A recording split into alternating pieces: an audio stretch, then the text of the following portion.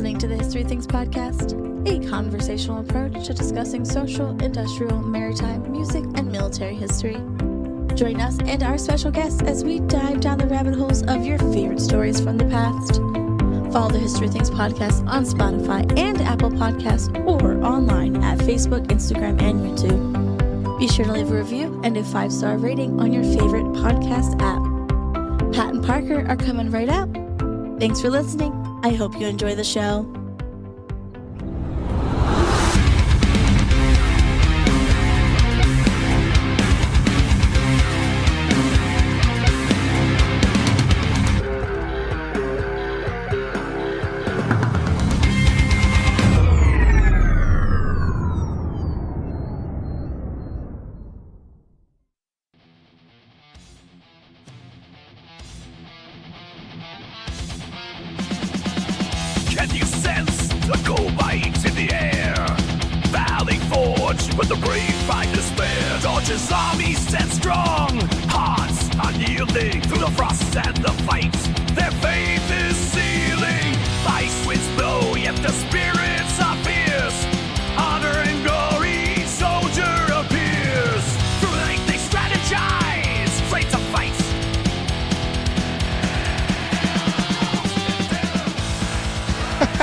What's up, everybody? Welcome back to the History Things podcast. It's like we're playing Doom. It's like Revolutionary War G.I. Joe up in here.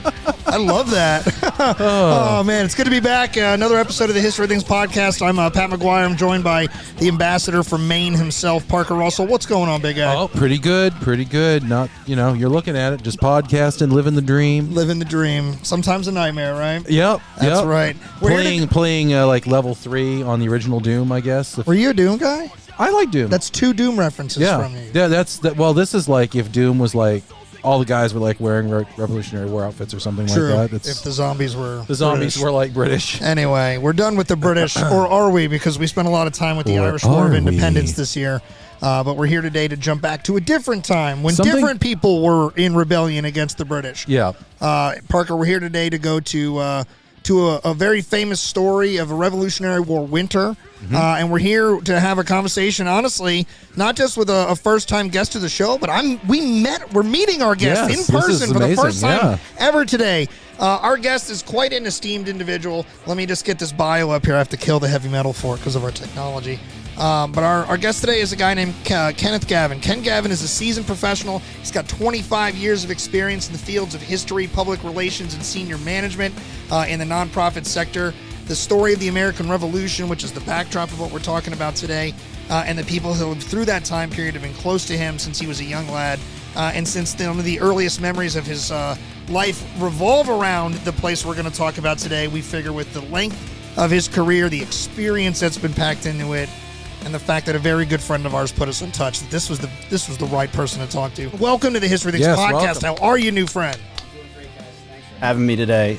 Really glad to be here and appreciate Matt putting us in touch and getting an opportunity to be here. I've been a listener for the show for a long time and love it. So great. You're the one. It's really surreal to be Ladies sitting. and gentlemen. Thank you for all you do for us. Thank you, Ken. So but good times. And as you said, Valley Forge is a place that's really close to my heart, has been since I was a kid. And in a part-time capacity for the past 18 years, it's really been an honor for me to work there. Not as a National Park Service ranger, but as an interpretive guide. Yep. The way that we do guiding at Valley Forge, NPS unfortunately doesn't have the staff to handle the influx of groups and other visitors coming in. So their nonprofit partner, which is known as the Encampment Store, handles all of the official guide services there. So it's been hundreds of tours, thousands of visitors, and it's been a joy in addition to a lot of the other work that I've done with history over the years. Yeah. What do we know about Valley Forge on the general level? I would say that it was a hard winter, and that's kind of about it. Like, not too many people know the details, the context, the backdrop that it occurs in 1776, which we talked about maybe doing a whole episode just on that year, but like that year is very different. So it is, and I'm glad you mentioned that, because when we have visitors that come to the park, they really don't know what to expect because they think nothing happened here, or they labor under this false assumption that is really grown up in the popular literature about Valley Forge, that the Continental Army that arrives there is this giant, gaunt Greek chorus that's hobbled and it's silent. Yeah, and they're freezing. They freeze to death, freezing, like all of them. Freezing to death or starving to death, and that they're just sort of waiting there for this comical Prussian named von Steuben to come and whip them into shape so that they can go fight. Right. But it's really a lot more complex than that. I mean, one of the difficulties even working there as a guide is you're looking at an encampment that took place over the course of 6 months. So there's a lot happening. And really to contextualize that thing properly, there's the Philadelphia campaign that precedes it for 3.5 months. But, really to understand Valley Forge in its context well, you have to go back into 1776. So trying to compress that story into 90 minutes or 2 hours is really hard to do. So you only ever hit the sort of highlight buckets of things. But I think folks do walk away surprised at how important the place was on a number of levels and why Washington's even there to begin with, why that's important, what's going to happen there. But, for me, I like to start with context. And for me, philosophical approach is really important. So I just will take a quick minute to say what I usually ground myself in when I look at the study of history. Lay it on us, brother. All right, here we go. So Georg Friedrich Hegel, who's working in the 19th century, a couple of quick quotes from him. He says in 1837 in his lectures on the philosophy of history that history of the world is not the theater of happiness. And I think that's point one for most of the visitors. We're going to tell a compelling story. You're going to hear something that's exciting. But if you're here looking for an ice cream sundae and a happy ending at the end, you're probably not getting it. Right. You have to puncture through the nostalgia or that tendency to look at historical events as nostalgic. Oh, yeah. Right? I mean, emphasis boom right there. That was an emphasis right there. I won't do that again.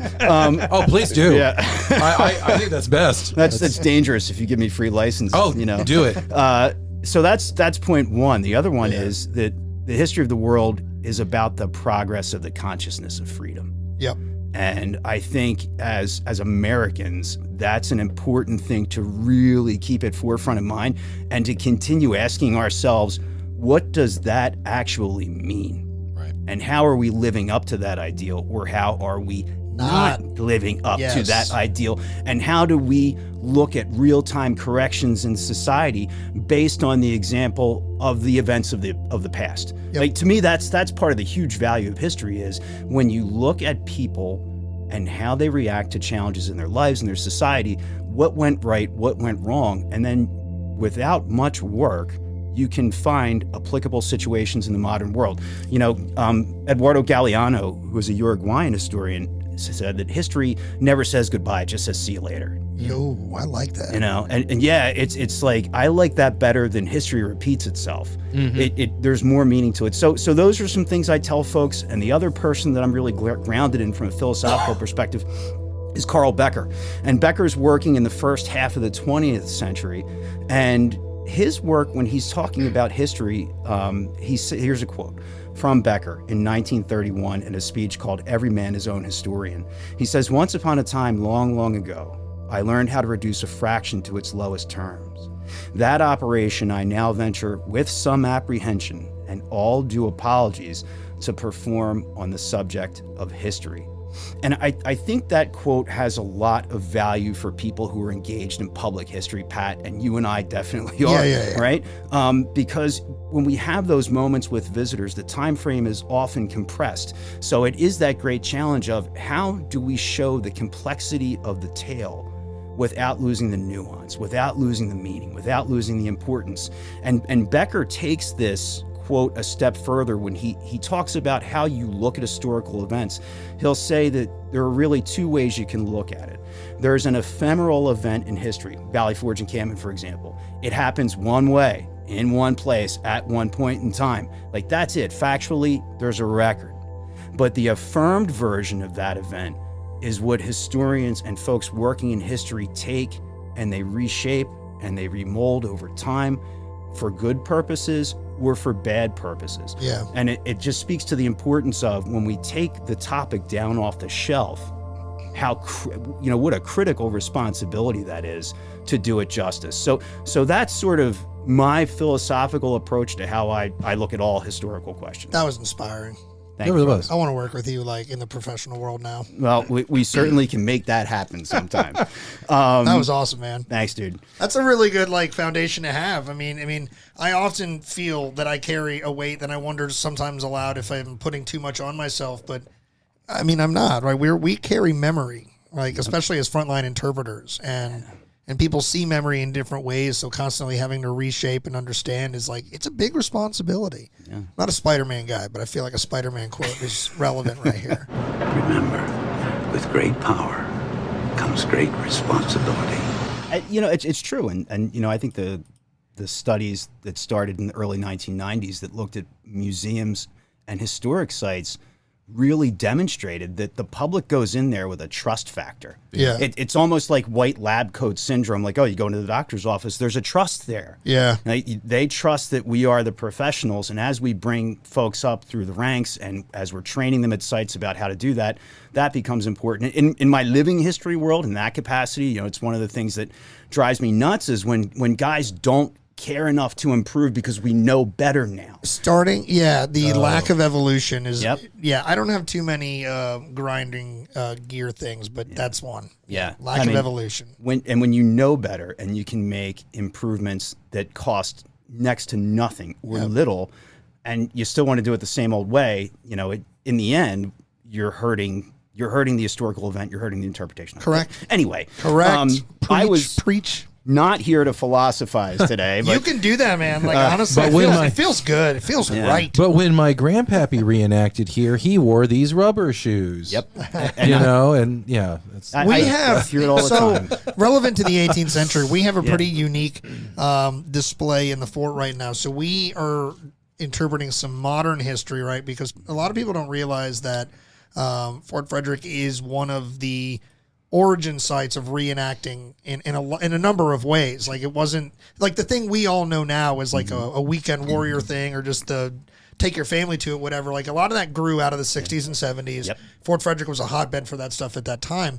And there was a unit there called the 1st Maryland Revolutionary War Unit. And these guys have started to donate their original kits. Now, this was like the premier reenacting unit in the state, right at the bicentennial and things like that. So getting to go through their kits is a kind of unique snapshot of reenacting in an evolutionary way because we benefit from all these guys having done all this research, like Sketchbook 76, right? Yeah. Things like that written based off these guys. But you think about when they started, there was no, hey, get on this website and go check out so-and-so's pattern for this jacket or this shirt or whatever.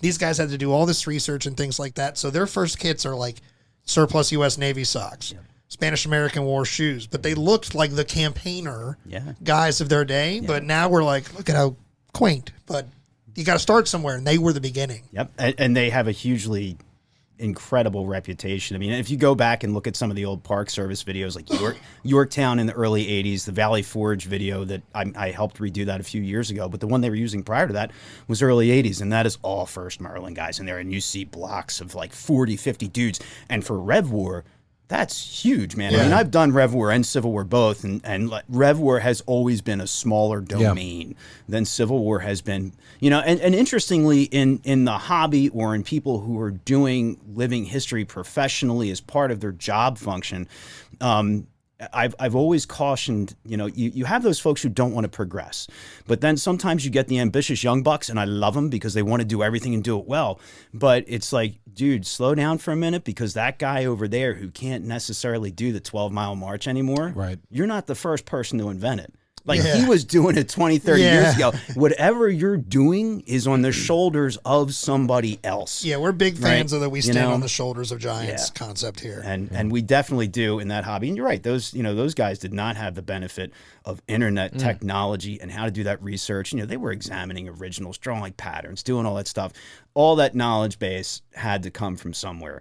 It didn't just, and they worked with what they had at the time, right? So that's why, like, you could make critiques about the kit, but we're only doing so in retrospect because we know that they were winging it and researching it on the fly. But because of all that, now we know what we know. So it was quite a cool experience. Cool. So if you do make it out to my side, I want to show you that specifically. Well, I'm coming down from Market Fair. Are you? I do every year, so I will see it then. So by the time this is airing, hey, it was great to see you in April. It was good to catch up.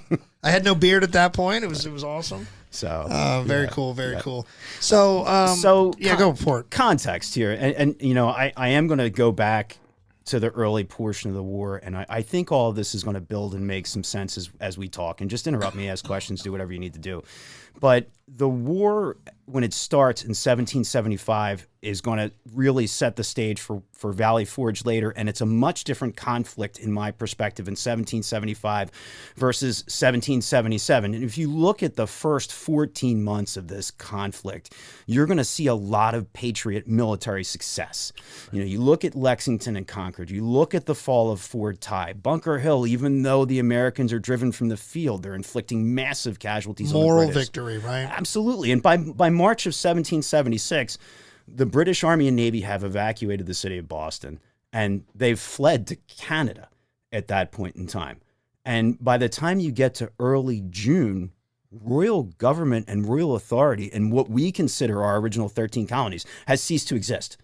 And that's a pretty remarkable turn of events within the first 14 months of the war. And I'll take a quick side street here, and I do this with folks at Valley Forge all the time too. When we think about our original colonies, I'm always very careful to say what we consider our original 13, because I want to point out the nuance and complexity that there are more than 13 British colonies in North America. So this is a question I often ask myself and I don't have the answer. It's like, why was Nova Scotia not with us? Right. So things like that, because of those colonies that that exist at the same time, and why are they also not with us at the same time? I can guarantee the listeners we didn't rehearse this, but it's almost like we did. So I love to talk about this. So to my mind, if you ever really want to understand the Revolution and understand it really, really well, baseline understanding of the French and Indian War or 7 Years' War is essential. Yes. Absolutely essential. Yes. Right? Because it is unlike any other conflict in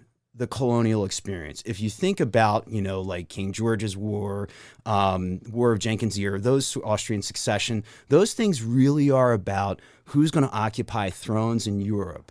Right. And, the Americas are a sideshow of the big show. Right. But when the French and Indian War breaks out, that's France and Britain saying, who's going to run this land? Who's going to run it? Who's going to have the best empire the world has seen since ancient friggin' Rome? Right. Right. Mm-hmm. And North America is our fuel for resources for empire because it's untapped. Right. Right. So when Britain wins that war in 1763, territories shift a little bit. We get East and West Florida. We get Canada. So by the time and in 1763, and this is my opinion, when I'm documenting, I'll say, dude, here's my quote. When it's my opinion, Ken Gavin opinion. Ken Gavin opinion is, in 1763, nobody sees what's going to happen in 1775 coming. Because British colonists are looking at this whole scenario and going, this is the high point of pride. This is the moment. We have kicked out the French. Yeah. We have kicked out the Spanish. They're moving natives west. We're going to expand. This is the time. That's because the bill hasn't hit the table yet. Yeah. Bill hasn't hit the table. That's why they're partying, because the check hasn't arrived. Right. Yep. It's like, you eliminate a state income tax, but then you're going to beef it up on sales tax somewhere. It's one hand. So whenever I am in this, somebody needs to get a very basic understanding. So what does the French and Indian War accomplish? What does it do? I'm like, it forever settles the empire debate. Yep. England number one, France number two. For the rest of the time that global empires like that exist, like World War I is when they all kind of come crashing down or change dramatically. Up until that moment, France number two, England number one. Absolutely. That's what that war settles. That's exactly what it settles. And because by the time we get to 1775... Sorry, France. And you've had... No, we don't have to apologize to France. By the time you get to 1775, you've had that decade plus of civil unrest as you look at act after act, whether it's a direct tax, an indirect tax, and culminating in the coercive acts of 1774, and the shutting of the port of Boston. And here's the coalescing moment. It's going to be a long route to answer your question, but I'm going to get there. The coalescing moments for me in 1774, shutting of the port of Boston is one. And I like to explain this to people by saying, think about the world around you today, and if there's a ton of civil unrest within a major population center in the United States, if the federal government's response was to come in and say, all right, you know what? All of your civil government is now eliminated. We're going to put in our own appointees. We're cutting off all of your access to transportation routes. We're cutting off your access to your ports. We're going to control supplies in and out of this city. Right. That's and people think about people that. would love it. Yeah. I mean, that This would be. episode's coming out in like November, December. Right. So like, you Yeah. know, who knows? Who knows where we'll be? Who at knows that what's point. happening? Yeah. Well, we might have just been a modern Is commentary, now a moment. friend. Right. Is now a moment where I make an impassioned plea to King Charles III. Right. Yeah. And King Charles. There's going to be Hi. heavy Meet me at editing. camera 2. That's right. Heavy editing at that point to say, Ken Gavin was not Nostradamus. That's right. But Right. Maybe he was.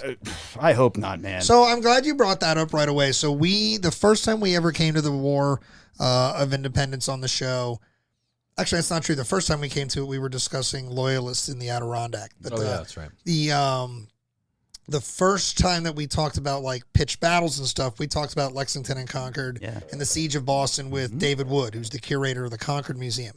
And we asked him, like, what was the moment that changed everything? And he was like, you could take the Tea Party, you could take the Boston Massacre, you could take the Stampede, all the stuff. He's like, the closure of the Port of Boston changed the world because people in Charleston started thinking if they can do it there, they can do it here. People in Williamsburg started thinking that. And that was really the moment everything changed. It is the coalescing moment. And I think right behind that, as part of the coercive acts, is the Quebec Act of 1774. What is that? Yeah, tell us about that. Yeah, the Quebec Act of 1774 is when the British government looks at Canada and says there are clearly still a number of French speakers here. There are a number of Catholics here. So you know what? We know that we're new to controlling this territory. We're going to reinstate French civil law in private cases for you guys. You can take care of that yourself. You want to practice Catholicism openly? You go right ahead. Would you like to expand south into the Ohio River Valley? You can do that. And that sets off a firestorm in Pennsylvania and New England because you've got those folks who are like, wait, what the hell are you talking about? We just fought this war against France, our mortal enemy, who you've gone to war with 6 times in the past 100 years to control these areas for us. What do you mean French colonists can go south in the Ohio River Valley? And you just told us in the proclamation of 1763 that there's a line that we can't go past west. Right. So whose interests are you protecting, right? Right. So that's a firestorm moment as well. But why Canada and East and West Florida are not going to join the cause in 1775 is British colonists in those locations are minorities. Right. So if you're in Canada, you're probably surrounded by French speakers. There's a lot more of them than there are of you. The natives there are not terribly friendly to the British because of the war that just ended. Right. And if you go down south into Florida, you're looking at a similar scenario, except it's Spain. Spanish. It's Spain. Right. It's Spain. Right. So Floridians and Canadians are going to look at this rebellion movement and go, you're nuts, man, because we're reliant on the crown to survive. There is doubt at the beginning if Georgia is going to join the effort too. Right. Because Georgia's down there and Georgia's dealing with a frontier that's pretty restless and it's a penal colony, right? So, it takes a little time for Georgia to come on board, but those are, to my mind, sort of the coalescing moments that are going to be there. But it all comes together for what we do consider our original 13. But that's an important point because otherwise that complexity is lost. It shows you that not every person who's a British colonist in North America would have had a desire to participate in a rebellion, right? I'll tell you, and listeners of our show are going to note, hopefully there's a complexity even further because at the same roughly time that they're working with the French settlers, acknowledging that there's a lot of Catholics, letting them practice out in the open, things like that.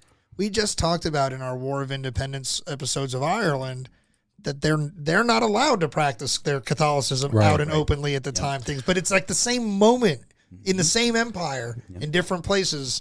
They're playing it a little differently. So there's complexity that's just deep. Was there ever, so kind of going off of what you said, was there ever an oh crap moment in the minds of Florida and Canada when, we're all going to be cut off from Europe because these this huge stretch? I don't know that it ever happens for the Canadians. Okay. The Floridians, to an extent, may feel that later in the war when there are after Spain joins, and Spain will not join as an American ally, and Spain is really clear about that. Spain is there to support another Catholic Bourbon monarchy in France. Spain will never directly ally itself with the United States of America because they don't want to encourage their colonists to start rebelling. Like they can't say like this is okay. So, and Spain is in it to get interest down there. So there's operations in Mobile Bay and those areas. Yeah, I do think that creates a sort of that oh crap moment for the Floridians that are down there. But the Canadians aren't feeling it. A rabbit hole for a different day, man. Yeah, but But I'm saying, but fascinating. But how validated are the Spanish? Because you talk about that gamble, right? We don't want to do this because it could incite this at home. The French roll those dice. Yeah. I mean, but think about the validation that the Spanish are looking at that moment. That 15 years after our War of Independence ends, Spain's like, good thing we didn't do that. Right. Yeah, no, and they're very clear in the treaty. And it's interesting, the language, when you look at it, is almost derogatory towards Spain's colonists here. Carlos III refers to them as the North American vassals of Spain. Yeah, he's definitely making a point very clearly. They're not the same. For the record, this is one of my favorite historical rabbit holes. I love this time period. I love it. And you could do a whole thing on foreign relations and Anyway, yeah. So if we were looking at that, so 1775, and we're looking at that initial success, what is Britain's response? Britain's response is to look at this scenario and say, none of this should have ever gone this far. And if you look at the resources that each side possessed to wage war early on, and if you were Britain sort of checking boxes and looking at different things, you'd be going, there's no way that these guys are going to put up a serious fight. And I like to look at it from a couple of different perspectives. One is leadership very quickly. We have Washington leading the Continental Army, but you have to strip away the view. You have to strip away the knowledge base there and forget for a minute that he's going to win the war, that he's going on to become the first chief executive of the nation, set all these precedents. And you have to look at the British view of Washington in 1775. And when they see him, they see this guy who is extremely wealthy. He is a household name internationally because of his service in the French and Indian War. The reports that he had written were published in London. His journal. Yeah, all that stuff. People knew who he was, but he wasn't taken seriously as a military commander. The guy couldn't speak French. He'd never traveled to Europe. He had the equivalency of probably a sixth grade education on a modern level, and he wasn't from an aristocratic family. Plus, he lost the battle that started the war that bankrupted England on the way to winning the continent.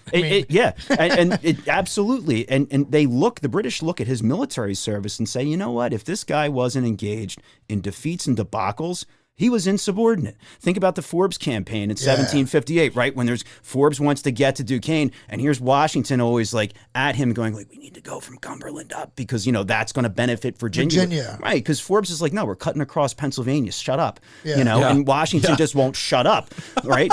So the British look at him and say, Washington writing letters during that campaign saying what he thinks about Forbes. Yeah, Washington's making noise. A whole bunch, as you expect. Running his mouth. For like a 20-something who's very ambitious. So that's the thing. I mean, again, a point you always got to make. Context, right? Who were you when you were in your early 20s? Yeah. Especially those ambitious folk of you. Yeah. Like, an ambitious dude who probably shot his mouth off a little bit too much. And that is important, Pat. I'm glad you said that because you got to try to remind people of that stuff too. When you're looking at a figure, like they were not always 25 or 47 or 72. Like what phase of their life, what other stuff is impacting them in this phase of their life that they're directing to act them in a certain way? And, how do you draw parallels to your own life with that stuff? So anyway, leadership, Washington, not as impressive as Howe, Clinton, Burgoyne, the folks that they have over here. The British look at infantry or land fighting forces.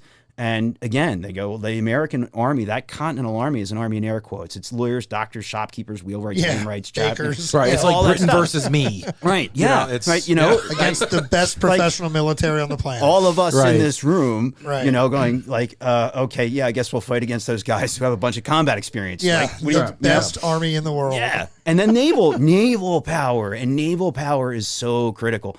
And to my mind, it is more important than naval in the 18th century. Naval power is more critical than it was in the 19th, 20th, or is in the 21st century. 100%. Because we can fly now. We can fly now, right? Yeah. But even more than the advent of air travel and rail is that in the 18th century, waterways are the only reliable superhighways of the world. Yep. True. Right. So and if you think about road networks in North America, the best one we've got is the post road getting mail from Boston to Savannah. In its best, widest spots, it's as wide as a school bus, and there's no bridges over rivers. So if you can control navigable waterways, you can do one of two things to a society's economy. You can help it flourish, or you just plain strangle it. Right. And the Americans have Zipkiss on a Navy in 1775, and the Brits have mobilized over 70 ships. Right. So they're looking at that for those perspectives right there, plus the fact that the British can say, look what we've done to the Irish and the Scots when they've acted up. Right. We know how to suppress a rebellion. So they think it's going to be over quick. Those chickens come home to roost. As far as us lacking in a Navy, they come home to roost again back in Battle of Penobscot Bay. 78, right? 1778 is when that happens. Well, I mean, and we had 40. It's considered to be the largest naval defeat until Pearl Harbor, but calling it a navy is a little funny, right? Because it's really not a navy. There's like 3 or 4 ships. You have the Tyrannicide, which is my favorite name of a ship that's ever existed, and then you have like all these other like just privateer boats and just random shipping things going on. Yeah. And they're blown away, essentially. They have to scuttle a lot of their own boats, but they're blown away essentially by 3 British ships. Yeah. And that's what we're up against as far as the Navy. And it's like Valcour Bay, because Valcour Bay is a sacrificial act. And, and Tyrannicide, yes, is an awesome name because I get this image of like an early ram, but it's really tiny, like a Tyrannosaurus Rex. Getting close and smashing a hole. Its career was amazing. Like it went to Britain. Like it went into English waters and was like. You're talking about the desperation or a lack of Navy at this time. Yeah. I mean, the site I work at, its role in the Revolution is set in that story because my fort is used as a prison. It's used as a prison and it's conducted the way it's conducted as a prison because of how, in response to how American troops are being held on prison ships, we can't afford to use ships as prison ships. So the next best thing are these close quarter sites, blah, blah, blah. But like that same desperate lack of Navy is like how my job even gets to tell a Revolutionary War story. Which is an awesome story in Western Maryland. Yeah. Because of a lack of Navy. Right. Yeah, I mean, for just comparison's sake, the Brits are thousands of guys in the Royal Navy, and they're mobilizing 70 ships at the beginning of the war, and they just get bigger over time. The Continental Navy, throughout the entire course of the war, they only ever get up to 31 commissioned ships total, and only about 1,500 guys combined serve in the actual Continental Navy and the nascent Marine Corps. And the state navies supplement that, of course, and the records on that are really spotty, but it's never big. I mean, privateers are huge, right? There's probably more privateers than there are actually guys serving in the Continental Navy.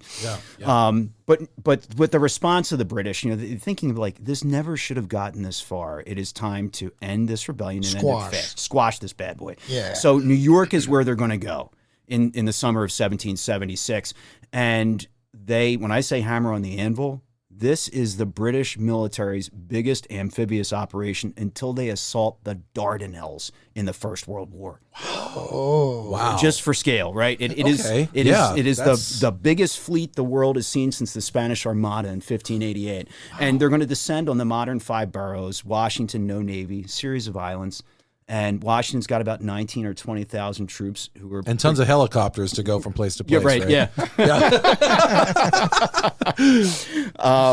and the Brits are going to bring in hundreds of ships and about 32,000 troops, British soldiers plus Germanic auxiliaries to fight that campaign. And I will say Germanic auxiliaries because I think we got to bust that myth. If there's anybody out there who doesn't know this, they're not all Hessians. And I think that's important to say. There are two things to address. They are not all Hessians, and the common Germanic soldier is not a mercenary in the modern sense of the word, right? Right. Mercenaries, they're not guys who are collecting a paycheck that is abnormally large to go put their life on the line.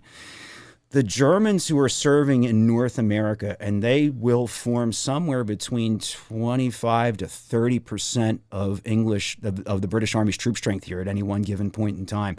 There are a number of Germanic states that are going to supply troops here. Hesse-Kassel and Hesse-Hanau they send over the largest proportion. But there is also Ansbach-Bayreuth, there's Anhalt-Zerbst, Braunschweig, and Waldeck all send troops here as well. And each one of the princes or landgraves or margraves, whatever the heck they're called, of those Germanic states, because Germany's not unified until Bismarck in the early 1870s, they will rent these armies to Britain. And when you read through those treaties and those agreements for rental, that's where blood money comes in, and they read a lot like accidental death and dismemberment policies. Right. Okay. So here's a flat rate rental fee, and then, for example, with Braunschweig, they would be paying £4, 3 shillings per soldier, and then if there's a soldier who's killed in combat, £7 goes over to the Braunschweig government, and 3 wounded soldiers would equal a dead soldier. But every contract's a little different. But I think it's important to acknowledge that, from the perspective of those guys, Anhalt-Zerbst, those guys are not Hessians, and they wouldn't consider themselves culturally anything like the guys coming from Hesse-Kassel and Hesse-Hanau. So that's a quick side street, but I think it's important to debunk the myth. Yeah, 100%. That New York campaign, in short, is a total disaster for Washington, and predictably a total disaster for Washington. By the time it's over, he has lost close to half of his army, and he's presented with potential peace terms by the British command structure in North America. 2 brothers are commanding British forces here at that point. William Howe has the infantry, and his brother Richard, and also one of the greatest nicknames in naval history, Black Dick Howe. Yeah. All right. Yep. Old Black Dick showed up. Black Dick showed up. Well, yeah. He's a sailor. Yep. He's a sailor, Parker. he's a sailor. I hope he's ruthless. Like, I hope that's where that comes Ruthless from, Black because he's like a Dick pirate. Hal. He's just like a ruthless son of a bitch.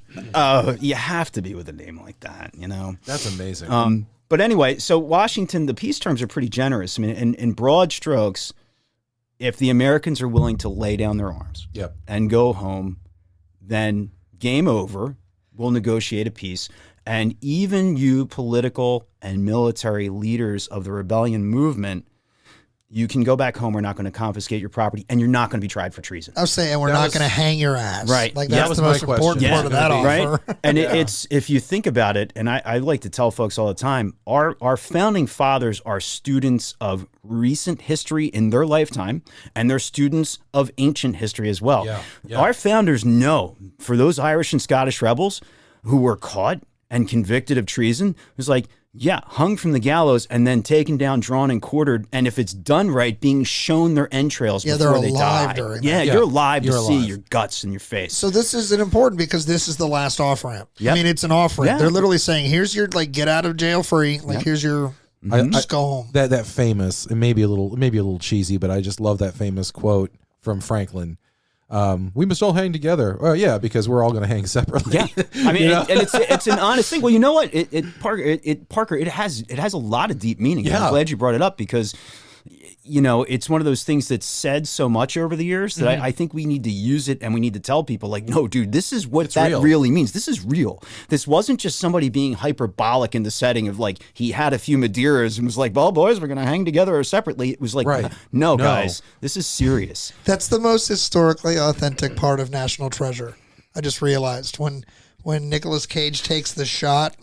Not the shot, but when he crushes the flute of champagne and he toasts the founding fathers, who did what was wrong in order to do what was right. But he literally says, he's like, because they would have had their, whatever, and then their entrails cut out and burned. And I was like, holy shit, I just realized that's the most accurate part of that film.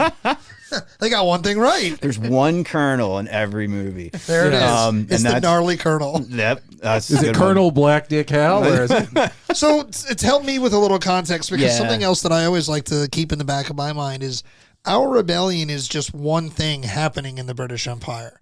Like when you talk about the 70 ships, that's not all they have available. They are around the world still. So that's something that I always keep in mind is I always wonder aloud, what if England really, really, really wanted to commit to suppressing this? How much more could they have brought to bear upon us? I think a lot more, and I'm glad you brought this up, and I want to go there. Take us there when you're ready. I'm going to take you there. Navigate us.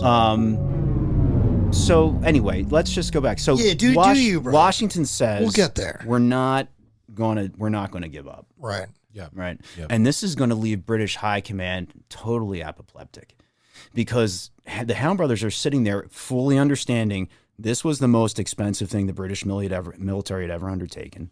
They knew the expectation from the crown was that the rebellion would be crushed in New York. And in a European mindset of warfare, you go over, you crush your enemy's second largest city in a hugely valuable port, and you reduce their army by half, they should give up. It's like, why isn't Washington giving up? And now Howe is going to start to face a lot of criticism from back home. And people are going to look at him to say, you didn't push hard enough. You should have done more. And interestingly, both of those Howes, for the majority of the American war, sit in Parliament. And as we have Republicans and Democrats, they have Whigs and Tories in Britain. And Whigs, at the time of the American Revolution, are known to be sympathetic to the American cause. And I got to clarify that point. The Whigs would never advocate Americans breaking off and having a country that was separate from England. But the Whigs look at recent British history throughout the troublesome period of the 1760s into the mid-1770s, and they say, ease up a little. Yep. Ease up on the colonists, because you know what? We can't afford to lose them. And even after things start to break apart, the Whig philosophy is more about winning hearts and minds than crushing skulls. Because the Whigs will look over at North America and say, as troublesome as these people are, they are our countrymen. Yeah. So many of the people who live there look like us. They speak the same language. They share common cultures, knowledge bases, customs, religion, traditions. They are not an enemy. They are our countrymen.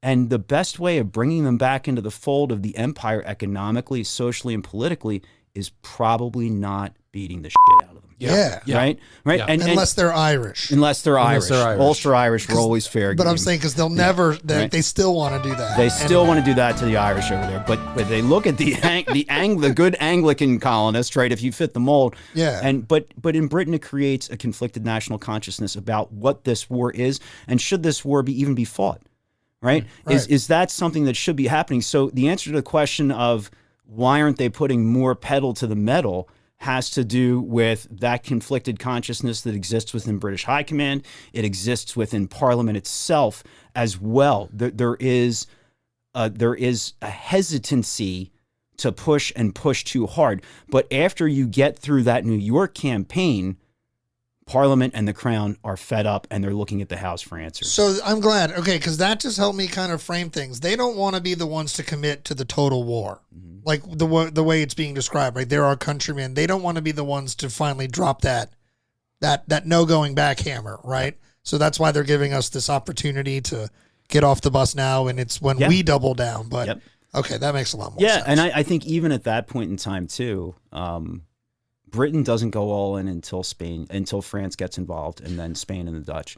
Later on, if you look at the Philadelphia campaign, why doesn't Howe go north to help Burgoyne? Mm-hmm. Right. And that's like been an age-old debate. So you're just going to get my opinion on this, because no matter what I say next, there's going to be 50% of the Rev War crowd that goes, yeah. And there's going to be 50% of the Rev War crowd that goes, that guy doesn't know what he's talking about. Seething. So my opinion on why Howe does not go north is, after New York is over, he sends a request back to Parliament and says, if you want me to end this war, I need 15,000 more troops. And Parliament's like, yeah, no, we spent enough money. You're not getting 15,000 more. That's it, right? So they have that strategy of Burgoyne is going to come south from Canada. He's going to come down the old Hudson, Richelieu, Champlain corridor. He's going to divide the colonies by segregating out New England, or what they call the eastern states at that point in time, and dominating the riverway up to Canada. Would it have made sense for Howe to move north, join forces, crush one American army, then potentially move south and crush Washington in the second campaign? Yeah, absolutely. It would have made a lot of sense. Why isn't Howe doing that? Because I think Howe realizes that he needs to save skin. after New York, this is my opinion, that he has his career on the line. He needs to save his reputation. So what is Hal going to do? Not go and help Burgoyne. He's going to try to take the glory for himself by coming south to attack Philadelphia, hopefully capture the city, hopefully crush Washington's army, and force the surrender of the biggest continental force that's out there and end the war. That's what I think that Hal is trying to do in a nutshell. So I'm going to risk Burgoyne to go for the end, because if I achieve the end, no matter what happens with Burgoyne was fine, because I got the war's over. That's kind of the gamble. It's kind of the gamble, and I think to an extent Hal had confidence that Burgoyne could handle himself. Okay. You know what I mean? Like he's not worried about people running around in the north. Right. So Gentleman Johnny's going to handle it coming down. Which we all know he doesn't. No, of course. but oh boy, yeah. So after Washington basically says no dice for the peace offering, what do we know what the Whig response is? Are the Whigs at this point like, God damn it? That's probably it. It's probably that. Are they like, look, we've done everything we can do now. Go ahead, fight them. I think in broad brushstrokes, there is a massive frustration at the end of that 1776 campaign, but there's no movement at that point to end the prosecution of the war. You know, the hope is that 1777 strategy is going to do it, that Burgoyne and Howe will both be successful. Okay. And the reason I wanted to kind of talk about New York as much as I did is what happens in Pennsylvania in the aftermath of that New York campaign in a way sets the stage for the Valley Forge winter a year later. Because after the fall of New York, what is Howe going to do? Well, there's not going to be massive military campaigning, but he's going to push south into New Jersey in an attempt to control that state. And as Howe leaves a bulk of his force in New York City, he's going to send Cornwallis south into New Jersey, and he's going to start saying to everybody in New Jersey, "You want a pardon? Come on in. No matter what, you sign off. You want a pardon? You're being pardoned." Thousands of people are flocking to take loyalty oaths in New Jersey because the American populace in the aftermath of New York is convinced that this war is going to end soon, and it's not going to go well for those who supported independence in any way, shape, or form. And the more that British forces penetrate south into New Jersey, Pennsylvania begins to crap its pants collectively over what's going to happen next, because they're convinced that the British are going to occupy the capital city of Philadelphia and that the war is going to end that winter. Congress had fled from Philadelphia to Baltimore in December of 1776 because they were fully anticipating a British invasion of the state at that point. Yep. I didn't Don't know they that. end up in York? They end up in York in 77 during the Valley Forge winter. In 76, they flee to Baltimore. I didn't for a realize while. they left twice. Yeah, more than, yeah. More than But if you think about, and I'll share a couple of primary quotes with you here, Henry Melchior Muhlenberg, who is a Lutheran minister in Trapp, Pennsylvania, who is recognized as the father of Lutheranism in the United States of America, and he is the grandfather of General Peter Muhlenberg, who's serving in the Continental Army. In early December of 1776, he is looking outside his window. His home still exists today. Trapp Historical Society owns that property. Oh, wow. So you can drive right down Main Street in Trapp, and you can see Muhlenberg's house. That's rad. That's neat. You can kind of like go there. When I drive past there I kind of picture him looking out his window and saying the following: "Today many conveyances went by with household goods and people in flight from Philadelphia." And then 6 days later, on December 13th of 1776, he says, "Hordes of panicked evacuees, men, women, children, are fleeing the city for the country daily under unusually hard conditions."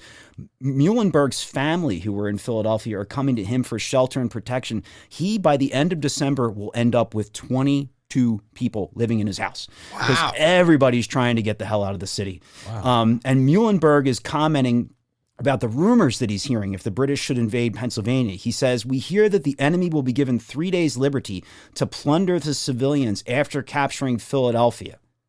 So after those rumors start to spread, 3 days to just kind of do, rob, that's the rumor. Yep. Ransack, plunder, pillage. What is that movie? Go full on Viking. What's that movie where you just the Purge? Like just purge. Wow. Yeah.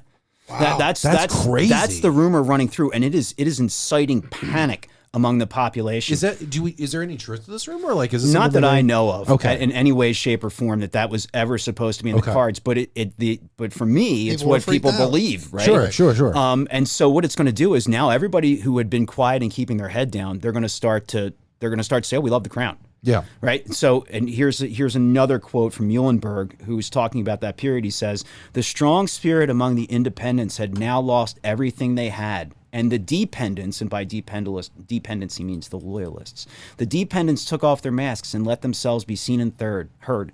They busied themselves praising to the skies the extraordinary virtues and unusual courtesy of the British officers and their troops. But there were all too many living witnesses whose marks spoke all too loudly of the inhuman atrocities committed in New Jersey. Right?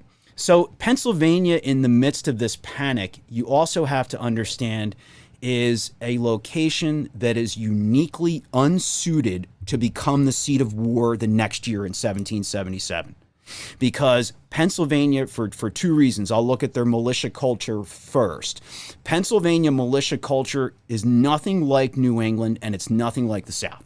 If you think about New England, there is strong militia culture there going back into the 17th century, right? Because it's essential. Even before the French and Indian War, we have things like the Pequot War, King Philip's War, where the frontier and the borders are a problem that they have to secure. So a strong militia culture where it's expected that men will serve, that men will fight if necessary, but they'll do it for short periods of time and be able to go back home to take care of families and social concerns. That's ingrained into the New England psyche by the time you get to the American Revolution. In the South, we've got a strong militia-based culture as well. Yes, they're dealing with frontiers, with security issues, with unfriendly natives at times, but what I don't think is talked about enough and has to be referenced is the fact that militia culture in the South exists to suppress potential servile insurrection. Bingo. And that's why that's why we talk about it in the Civil War. Why was the Confederacy so able to get mobilized quickly?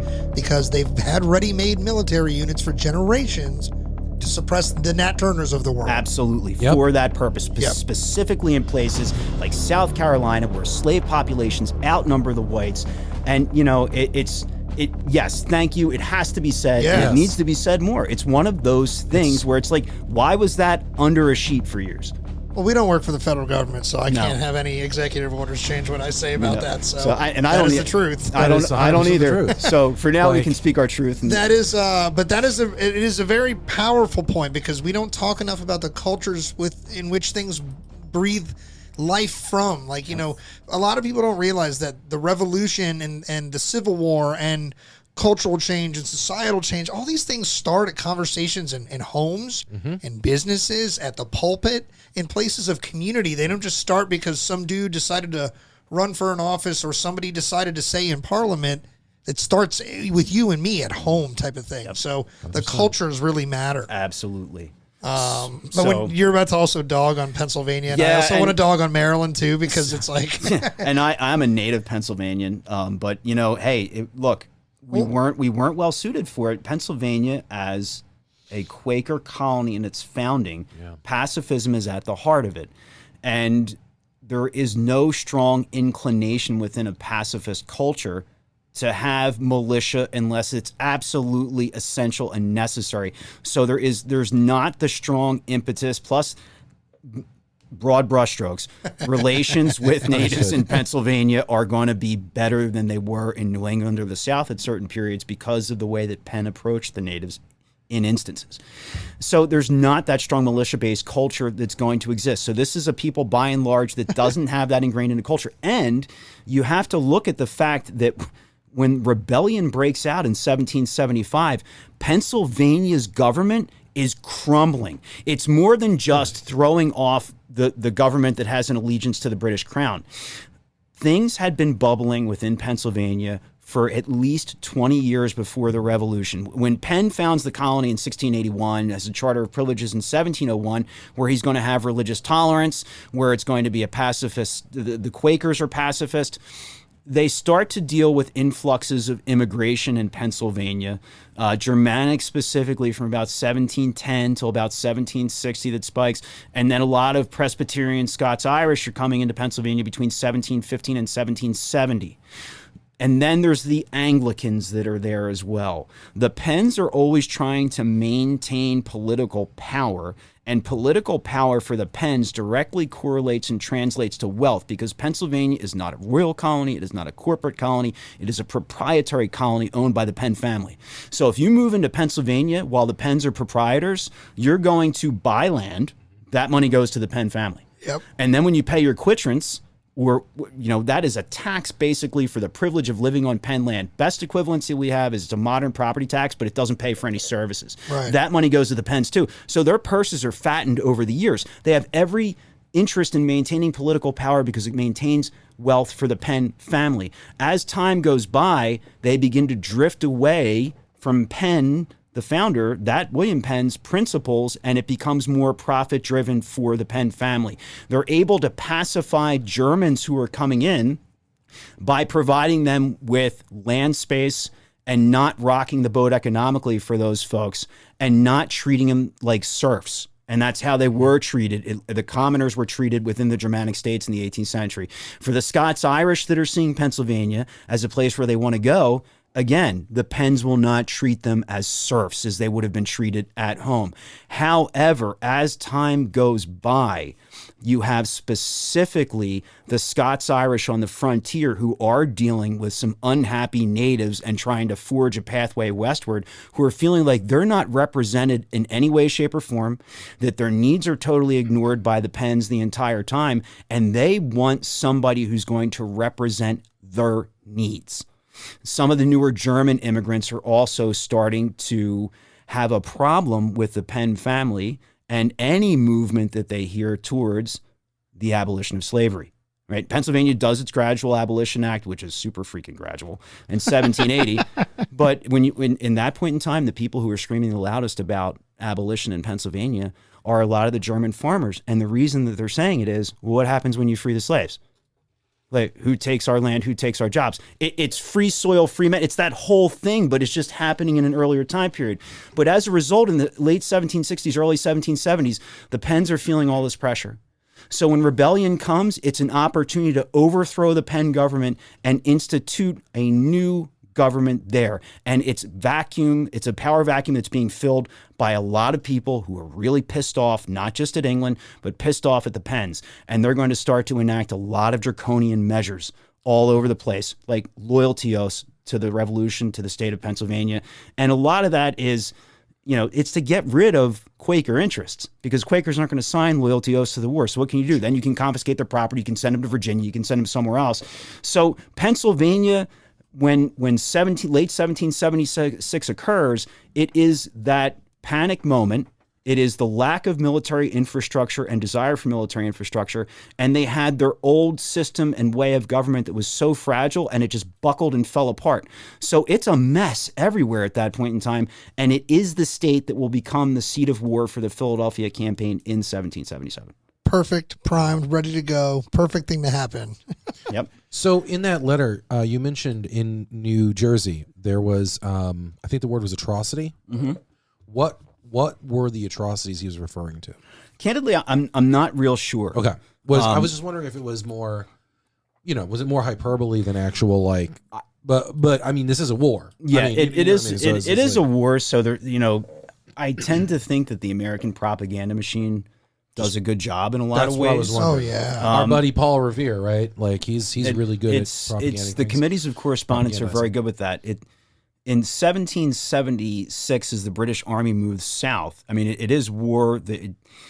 It's a guerrilla war in a lot of ways. So there are some brutal things that are happening, but it's not as if the population in New Jersey is suffering immensely at the hands of the British. I mean, part of that campaign was just get them back, pardon them all, bring them in. Right.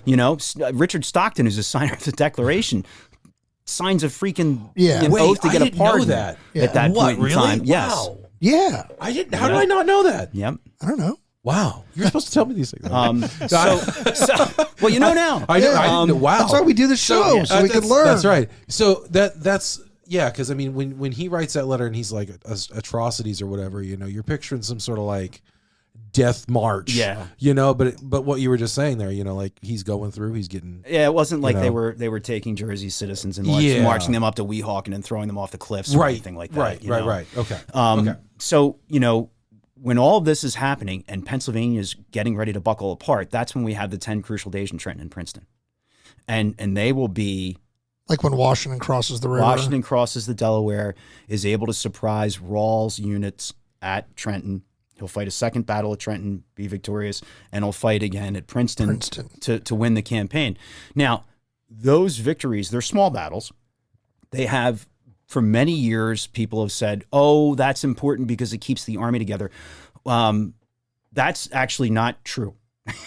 So no. early enlistments in the Continental Army, 1775, 1776, they're usually 9 months to a year. Okay. Because Congress is petrified of a standing army.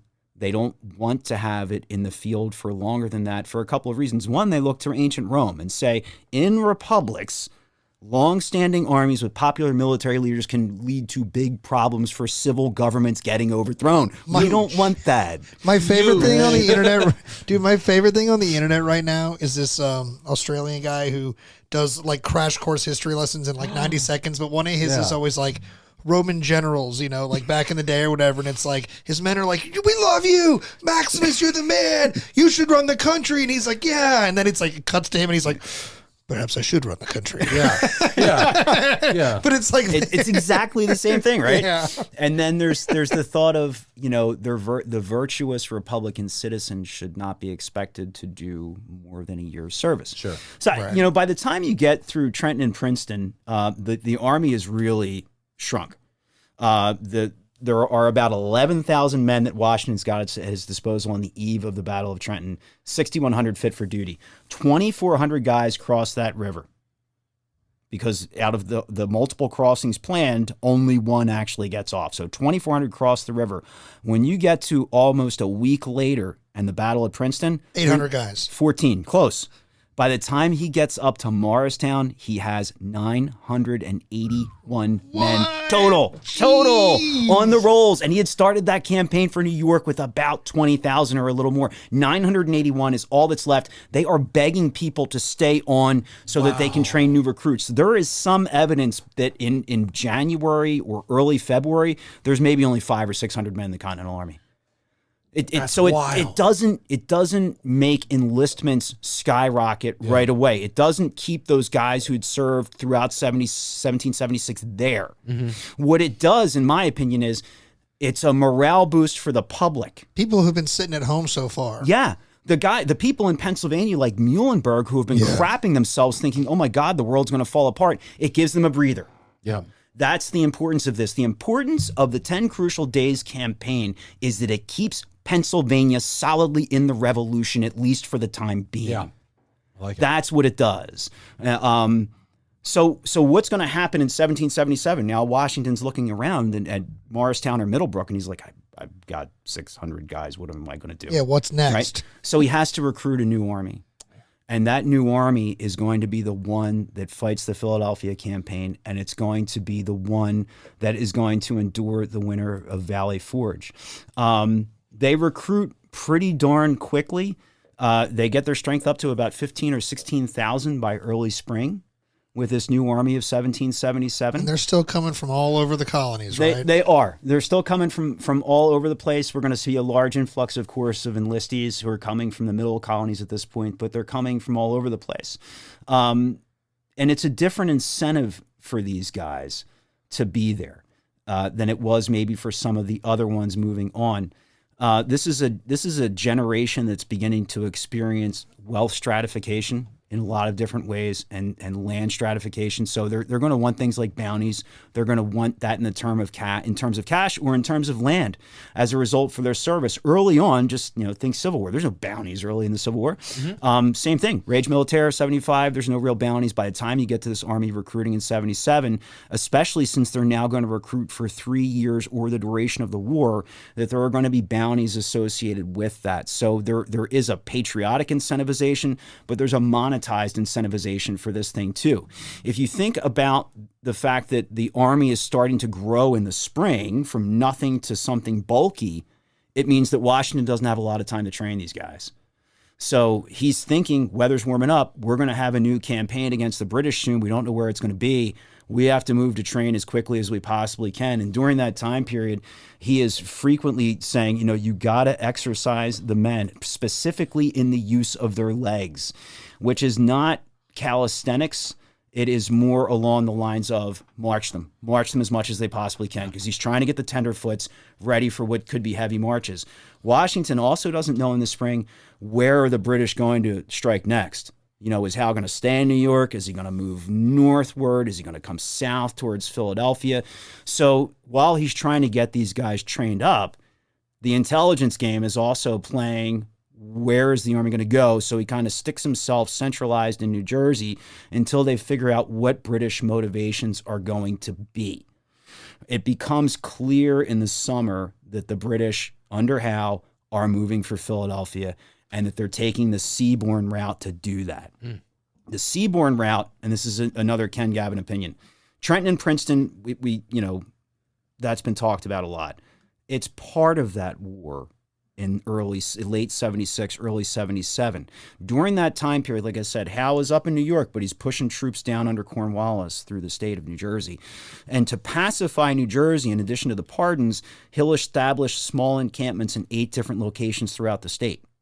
So while Trenton and Princeton get the press, those other locations, and more importantly, their supply channels, are getting whacked on a regular basis by irregular forces or by small bands of Continentals. And it's something in the 18th century called La Petite Guerre, or the small war. It's guerrilla warfare. Yeah. It's hit and run tactics. Yeah. So Howe, having seen that example, he's going to learn from mistakes. He's like, I'm not taking the land route to New Jersey. I don't know what awaits me. Well, I mean, the tolls on the turnpike alone. Good job, Parker. Thanks. Dun-dun-dun. I've been in town all week. I got New Jersey jokes. I got Maryland jokes. I got Pennsylvania jokes. I got Maine jokes. All right. The sea route will be, that's where Howe, he's got mastery of the ocean. So he's going to take that. So they're going to try to come up to Delaware? So they're going to come up to Delaware. He's going to land at Head of Elk in late August, and that's going to commence that Philadelphia campaign that is going to lead us towards the Valley Forge encampment. This Philadelphia campaign, Brandywine is the big battle on September 11th. And after that happens, Congress is going to get really nervous. They're going to leave the city again. They're going to go first to Lancaster, and then think it might be good to put the Susquehanna River between us and the enemy just in case. So we're going to go a little further west, and we're going to go to York. Yep. And by September 26th, the British have occupied the city, right? And when I do tours, that's like, I don't get much more time to talk about that than the Philadelphia campaign, and I'm not going to blow it out of the water. But what I think it's important for people to understand in the lead into Valley Forge, and why the Philadelphia campaign is such an impact, is the campaign itself lasts from late August until mid-December of 1777. And if you want to think about the geographic area this encompasses, think about a map of our mid-Atlantic region. Take a pin and put it at Head of Elk, or modern Elkton, Maryland, and take another pin and put it up at Trenton, New Jersey, and then draw an arc that connects those pins and shade the area. And you now have a very good idea of the scope of operations for these two armies.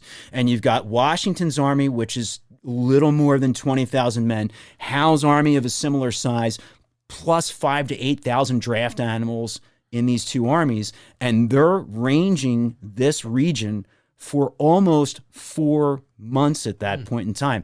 And if they're fighting large battles like Brandywine or small battles like Cooch's Bridge, there's still 45,000 human beings occupying the space and all the animals. And when they need to go to the bathroom, where are they going? In the fields, right? So that means there's somewhere between 50 to 55,000 gallons of urine alone going into farm fields every day. If they have to defecate, that's going there too. There's no, unless they're permanently encamped, they're not digging latrines.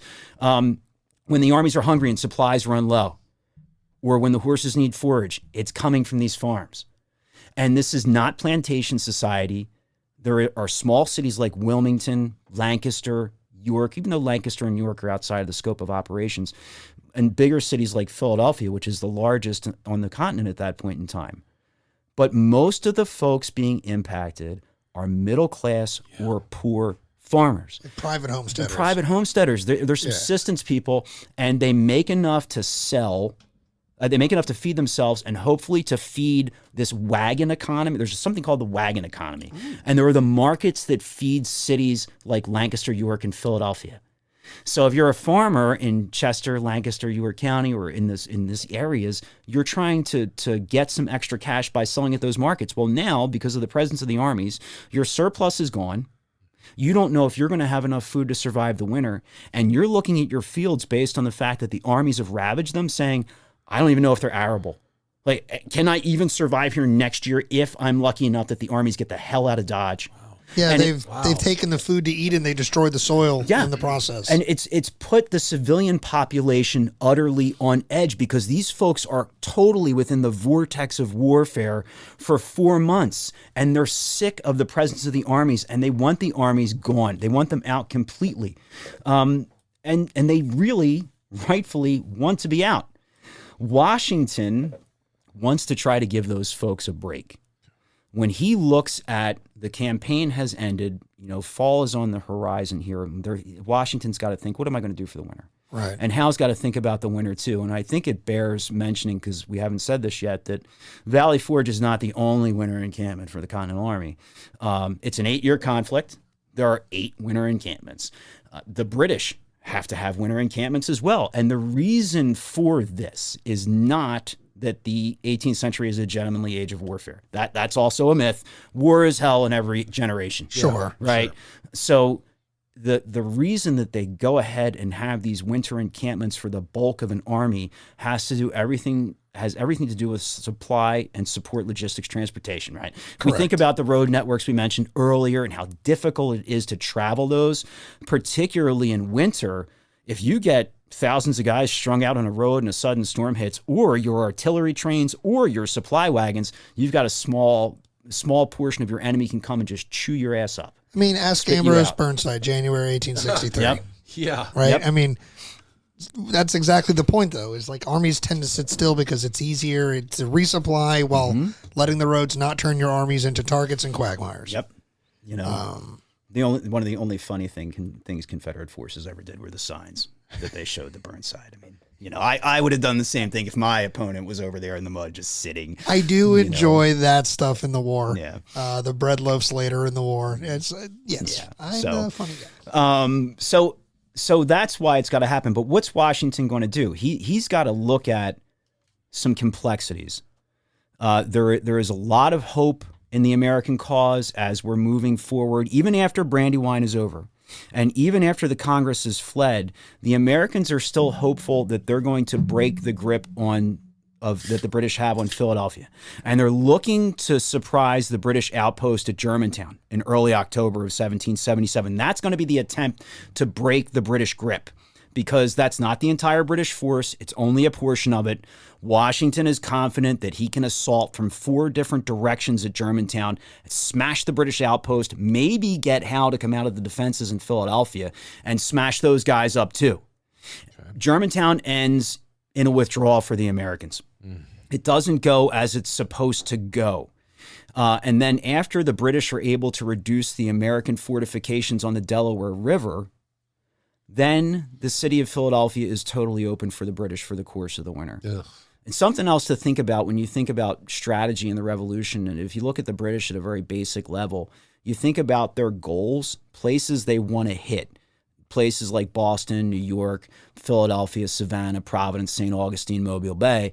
It's all port cities, and it's a twofold reason. One is with naval superiority, control local economics, strangle a population's will to support the war. But 2 is the British Army is 8 to 30,000 guys, depending upon the campaign. They range in size. So you got to supply them.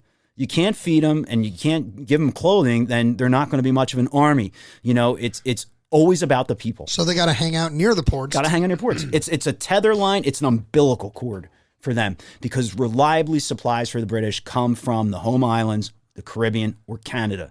What happens to the British every time they stray into the American interior? They get whacked, right? It's going to happen in Saratoga. It'll happen later in the Yorktown campaign. So they know they have to tether themselves to these port cities. Once the Delaware is open, that's their artery to the Delaware Bay and to the Atlantic Ocean and the supplies coming in. Plus, there's space for them in Philadelphia. Washington is the one in the wake of this Philadelphia campaign who's going to have to start to think about tackling some major complexities. And when I said that the Americans were still hopeful after Germantown, they really were. That this campaign could go on. Brigadier General George Whedon said not long after the Battle of Germantown the following: "We got disappointed but had no objections to another trial, which must take place soon." Lord Sterling, Brigadier General Sterling, William Alexander rather, "This affair will convince the world that we can outgeneral the enemy, that we dare attack them, that we can surprise them, that we can drive them before us several miles together, and that we know how to retreat in good order and defy them to follow us. The enemy will find that after every battle, our army will increase and theirs diminish. This is fighting at such a disadvantage that they must be soon convinced they can never support this war in America." And Jonathan Todd, who is a surgeon from Connecticut, reflects on Germantown by saying, "Hotter fire was never known. Our army are preparing for another battle in good spirits and are determined to see it out this fall."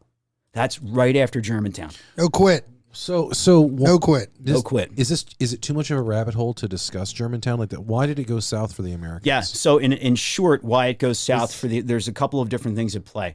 It is a very confusing battle plan. Okay. If you got 4 columns converging on different areas of a large encampment of 8,000 to 10,000 men at the same time. Okay. There is fog that sets in early that morning that causes Americans to be confused as to who's in front of them. Okay. There's some friendly fire that takes place.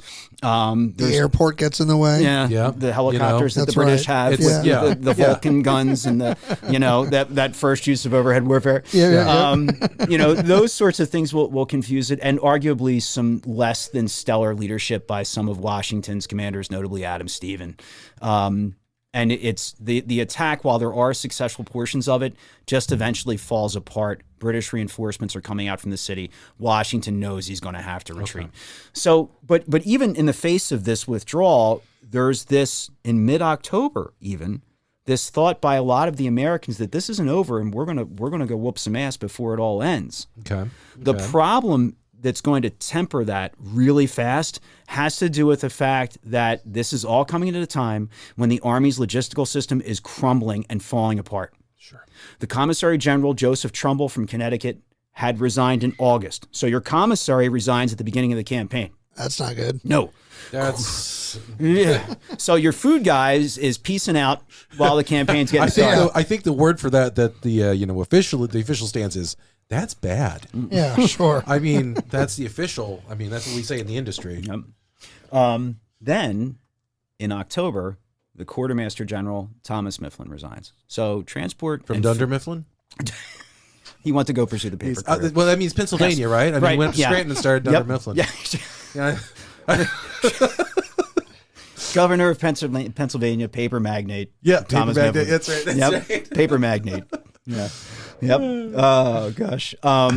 So the logistics network is going to be falling apart just as winter is coming and as the Americans are hopeful to continue the campaign. And candidly, logistics had always been a major stumbling block for the Continentals. Early on in the war, John Adams said, and I love this quote. In July of 1775, John Adams said, "We are lost in the extensiveness of our field of business. We have a continental treasury to establish, a paymaster to choose, and a committee of correspondence or safety or accounts or something, I know not what, has confounded us all day." I love that quote because he's like, I don't even know what the hell we're talking about anymore. Right. Is it correspondence, safety, accounts? I don't even know. Just make the meeting stop. Yes. Right? I love a good Adams quote. This could have been an email. No one. Yes, exactly. No one can quite just capture moroseness quite like John Adams. Well said. I love a good Adams quote. Well, he really does put it on the drumhead. So that's funny. That's reflective of that. And here Joseph Hughes was another one. Joseph Hughes says in this early period, "We resolved to raise regiments, resolved to make cannon, resolved to make and import muskets, powder, and clothing.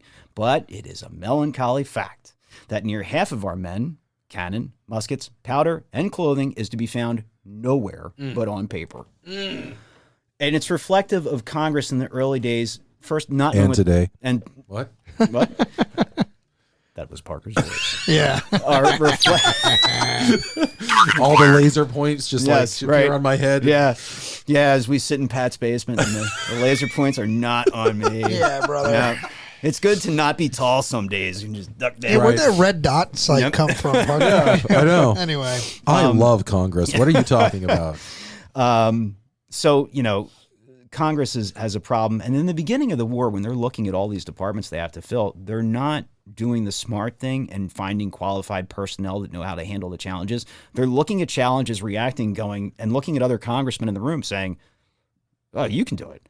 Yeah. Right? And so they're reactive to problems and they're creating larger crises. And by 1775, Congress has a committee on the status of committees. So congressional inefficiency that is the most new. Government thing I think I've ever heard, dude. Yep. That's like we're going to have a meeting to talk about a meeting. Yes, exactly. So what's causing these things to fall apart in the Philadelphia campaign then is Congress's reaction to the ineptitudes of past modes is in the middle of the Philadelphia campaign. They're going to try to overhaul all these systems, right? As a new campaign's coming, they're going to go for new systems, and they're going to try to do some things that I will give credit for, and that is to put people with professional competencies at the head of departments. They're going to get somebody who's good for the commissary department in Trumbull. They're going to get somebody who's good for the quartermaster department in Mifflin. But then instead of allowing those guys to go and pick out the subordinates who they need and who they trust to help them execute the functions of the department, Congress says, whoa, we can't centralize power in you. Why should we trust you? Like, we're going to pick the people. We're going to give you your subordinates, and then you deal with that. That sounds like the New York Giants front office. I'm just saying. Like, I know not all of our listeners are sports fans, but they hired this coach. They had all these expectations, and they were like, you know what? We're not going to do Mr. Quarterback Guy. We're not going to give you a quarterback you choose. We're not going to let you run an offense the way you want. And it's like, why would you hire somebody with all those skills and then tie their hands behind their back? Same kind of thing here. Why would you make the right decision to put these people of logistical prowess in place and then not allow them to facilitate their mission? Yeah. All I'm going to say about that is thank you for Saquon.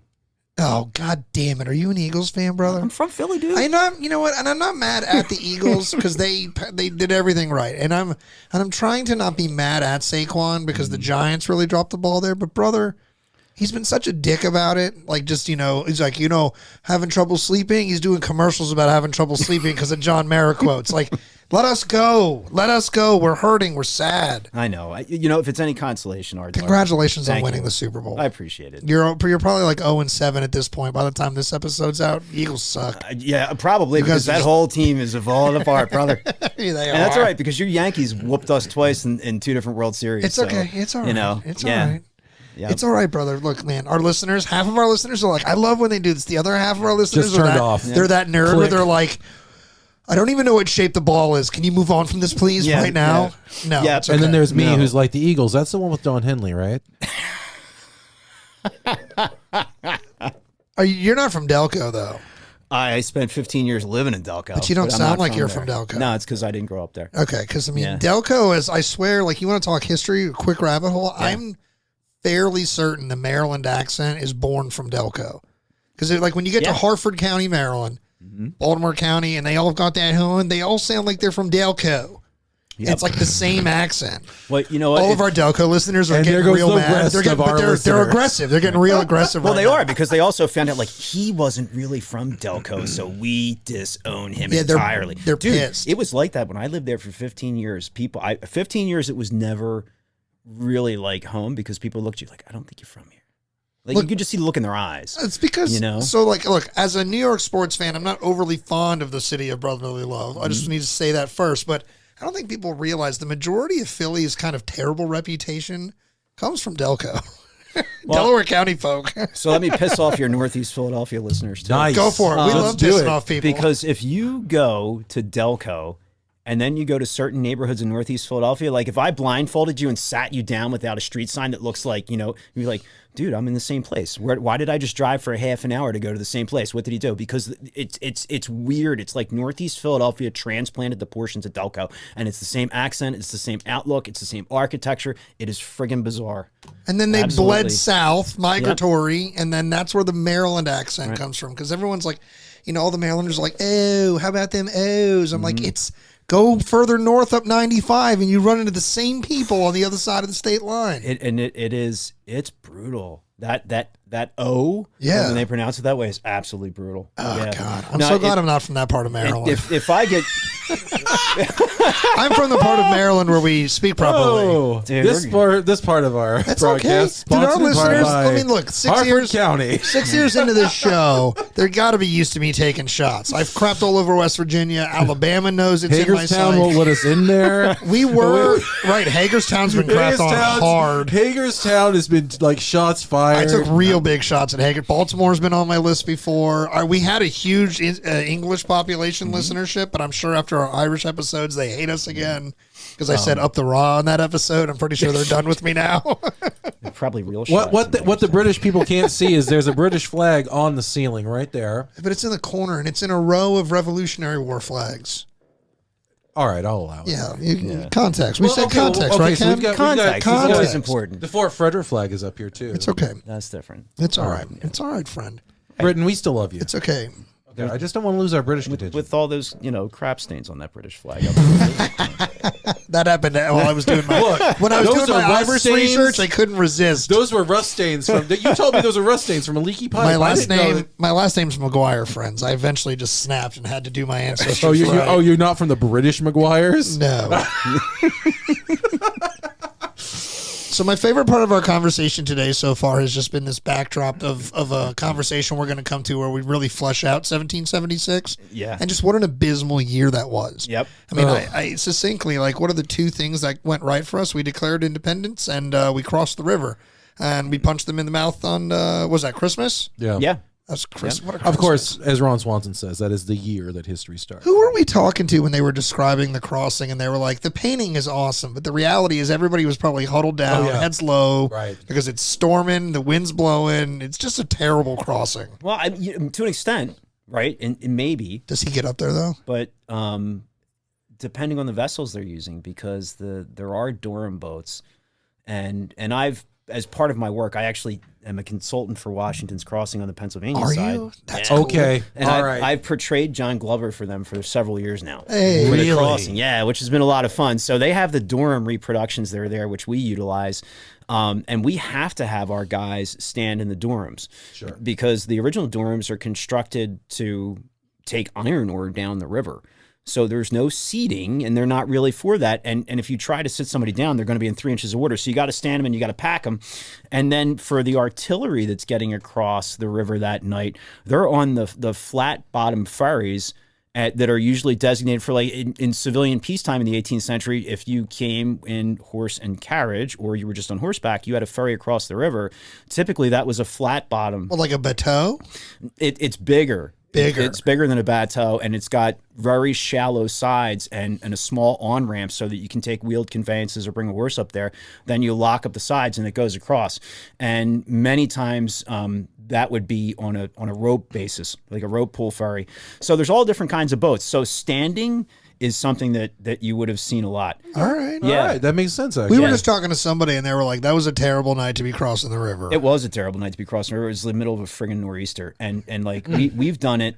And that's some of the things that, like, if you let it be the experience that it needs to be, right? Sure. And you allow it.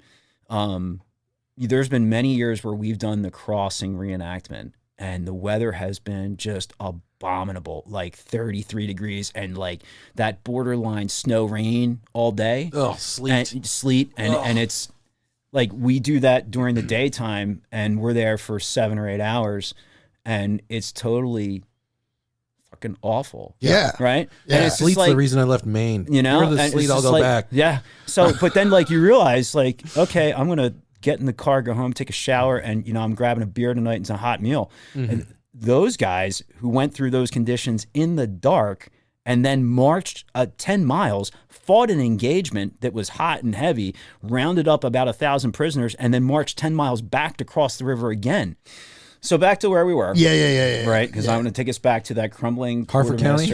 Right.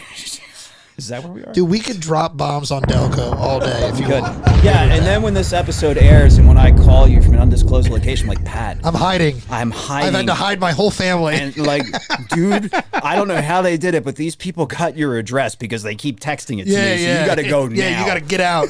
Have we been dogs? It's true. What's happening? Come at me, Delco. They call in Calorie, like, dude, we need to get the fair. We got to go. Yeah. We got to get out of here. That with the quartermaster department falling apart and the commissary department falling apart, it means that as winter is on the horizon, that from a supply and logistics perspective, the Army's rudderless at that point in time. And it becomes very difficult for the Army to move and fight on a large-scale basis because supplies aren't getting into it and because the countryside has been ravaged. So Washington's solution to that on November 2nd is to move into a defensive line at White Marsh, Pennsylvania, which is only about 8 or 10 miles from British outposts in Chestnut Hill. Because he feels that if the Army is stationary, we stand a better chance of this fractured network getting supplies to us. At the same time that the supply departments are falling apart, Henry Lawrence, who is the president of Congress, is lamenting to the paymaster William Palfrey, by the way, we approach the impending evil of being in arrears to the Army. So we really can't feed them right now. And we're almost on the verge of not being able to pay these guys. On November 3rd, one day after the Army arrives at the White Marsh encampment, Ephraim Blaine, who is working in the commissary department, says there is not one barrel of flour in camp, nor any whiskey, except what was seized recently from the sutlers. By Thomas Jones, who's a deputy quartermaster general, within about a week cites some temporary relief because a 3-day supply of flour has come into camp, and a large amount of beef has come in. But then within a week later, on November 16th, the same Thomas Jones, when this all comes in, the supplies, he says, thank God at last I had at least as much so as enable me to cram their guts full. And I like that quote because it kind of shows you just the desperation. He's like, because he's hearing it from everybody, from officers, from enlisted men, like, do your jobs, where's our food? Finally, he can able to feed them. He says that on November 16th. But by November 23rd, he is declaring, not a single barrel of flour do I have to deliver out to the troops this morning. For God's sake, exert yourself in this affair or all is over. Yeah. So the supplies are just not coming in. The pay is not coming in. Washington's army is there, and they are in dire straits. They're being reinforced by some of the troops who had fought with Burgoyne up in the north. And these New England and New York guys who are coming down to the main Continental Army are looking around like, what is what is that? What the hell, What in the man? world's going on? It's like the morale's like tanking. There's no food. There's no money. These guys are ragged. So it creates a really strange situation for them, but they soon fall into the same pattern of desperation and suffering. Is Washington's job on the line at this point? Absolutely. Yeah, it is absolutely on the line at this point. And Do the men know it? The men don't know it, but I think he's feeling the heat. Okay. At the same time they're experiencing this situation, when Washington's complaining to Congress, Congress is saying we can't help you. Congress is looking at the state of Pennsylvania saying, like, can you help out? And Pennsylvania says, basically, we were just ravaged by this campaign. We have nothing left to give you. And then Washington and Congress is starting to say, well, when are you going to fight the next battle? And Washington is just like, okay, he's like, are you serious? Are you serious? You kidding me? Yeah. And Congress says, well, the Pennsylvania militia can be called out. Washington, yeah, right? So, cool. Great. That's great. Great. Yeah. Washington had said in the aftermath of Brandywine that reliance upon the Pennsylvania militia was like relying on a broken staff. He hated them so much because they weren't reliable. And he's not the only one. Mordecai Gist, Marylander. That's right. Maryland. Who is also because we're talking F&I and 18th century stuff, Christopher Gist, who's guiding Washington in the 1750s. So you never get away from the Gists. Yeah, Mordecai is his nephew. And Mordecai's brother Joshua is buried about 10 driving minutes from here. Really? Yep. No kidding. He was a home guard style militia colonel, Joshua Gist. Colonel Joshua Gist. Cool. I'll have to check that out. There in Westminster. Awesome. Yep. And Mordecai is also probably in some weird Spaceballs way related to states' rights Gist. No, they 100%. Yeah. So I've gone down this rabbit hole. Right. They are. Yeah. But it's like is it like a cousin, one of those things? It's not a far departure from the Christopher Gist main line. Gotcha. It's not a super far. All right. By the way, states' rights isn't the only weird name. There's a federal Ann. Gist? Yeah, federal and No Gist. kidding. Yeah, states' rights had a sibling. Wow. A sibling or a cousin, but like very close. that's But cool. That whole family's just like, how can we have weird ass names? Yeah, they're fascinating. Yeah. But anyway, our guy, Mordecai, Yep. is when he hears about this whole plan to bring out the Pennsylvania militia, he is absolutely incandescent with rage about the hypocrisy of that. And he says the following in November of 1777: the boasted state of Pennsylvania, whose number of militia enrollers amounted to 62,000 men. Now, the enemy are even at their doors. They have only turned out 1,500 militia, whose time generally expires in about 3 weeks from the date of their arrival at camp, and during that time are subject to no law whereby we can bring them to support good order and regularity. Worthless. Worthless. He thinks they're worthless. Thinks they're absolutely worthless. Well, I love a great quote anyway, but especially an Adams quote. Apparently, the Washington quote here, you think of him as being like this austere guy, and I just love quotes like that because he's just human, just like everybody else. Show, you know? the humanity. He gets pissed. Yes, and I mean it's great. I don't like know. how you described Mordecai as incandescent with rage. Like, I love that. dude, he phrase. is pissed. Like, as soon as you said that, I was like, oh, know? I know what you mean. He can't form words clearly. He's so mad. He's enraged. There's a lot of stammering. Good thing he got to write that down. Yeah, for real. So yeah, is Washington's job on the line? Yeah, and here's the pressures he's facing now. So he's looking at this issue at White Marsh, and it's clearly becoming untenable because he's really close to the British lines, and he knows that even though his position is good defensively, he doesn't want to have to worry about getting henpecked to death by British detachments who are always coming at him, always hitting him. He's got a crumbling supply network. He can't pay the army. He can't count on Pennsylvania's militia. He can't count on supplies that are come through in any way, shape, or form from the state of Pennsylvania. So he's got to figure out, what am I going to do for the winter? And he has to take a look at political, economic, military situations and complexities. And he also has to look at three main revolutionary constituencies: the state government in Pennsylvania, the Continental Congress, and the Continental Army itself. All of them have different opinions on where the army should go. And Washington's the guy who's got to find the common middle ground. And then do it. To satisfy everything. And for the state of Pennsylvania, quite frankly, the Schuylkill River as a boundary becomes a political Rubicon for Pennsylvania's Supreme Executive Council. Thomas Wharton, who is president of the Supreme Executive Council of Pennsylvania, says in November of 1777, nothing but the neighborhood of the army keeps Pennsylvania's disaffected citizens subject to government. Even good Whigs are in danger of becoming discouraged, and giving up all is lost. And it's part of a document that's known as the Grand Remonstrance. And Wharton is writing to Henry Lawrence, who's the president of Congress, who is Washington's boss. And what he's saying is, look, if the Continental Army can't stay in the vicinity of Philadelphia, and it can't help us act as a constabulary force to make sure that our citizens remain loyal, I can't guarantee that Pennsylvania can support this effort anymore. Like we may have to negotiate. The strong between the lines hint is, we may have to try to negotiate a separate peace with Britain if you can't defend us. Like Pennsylvania on its own. On its own. Wow. Right? And Washington hates this. It is a 50-pound political sandbag to the face because remember the pressure of the civilians. He wants to get his army hopefully away from them, move a little bit farther west into Lancaster or York County to protect the rich farmland, to protect the supply bases the Continental Army has there.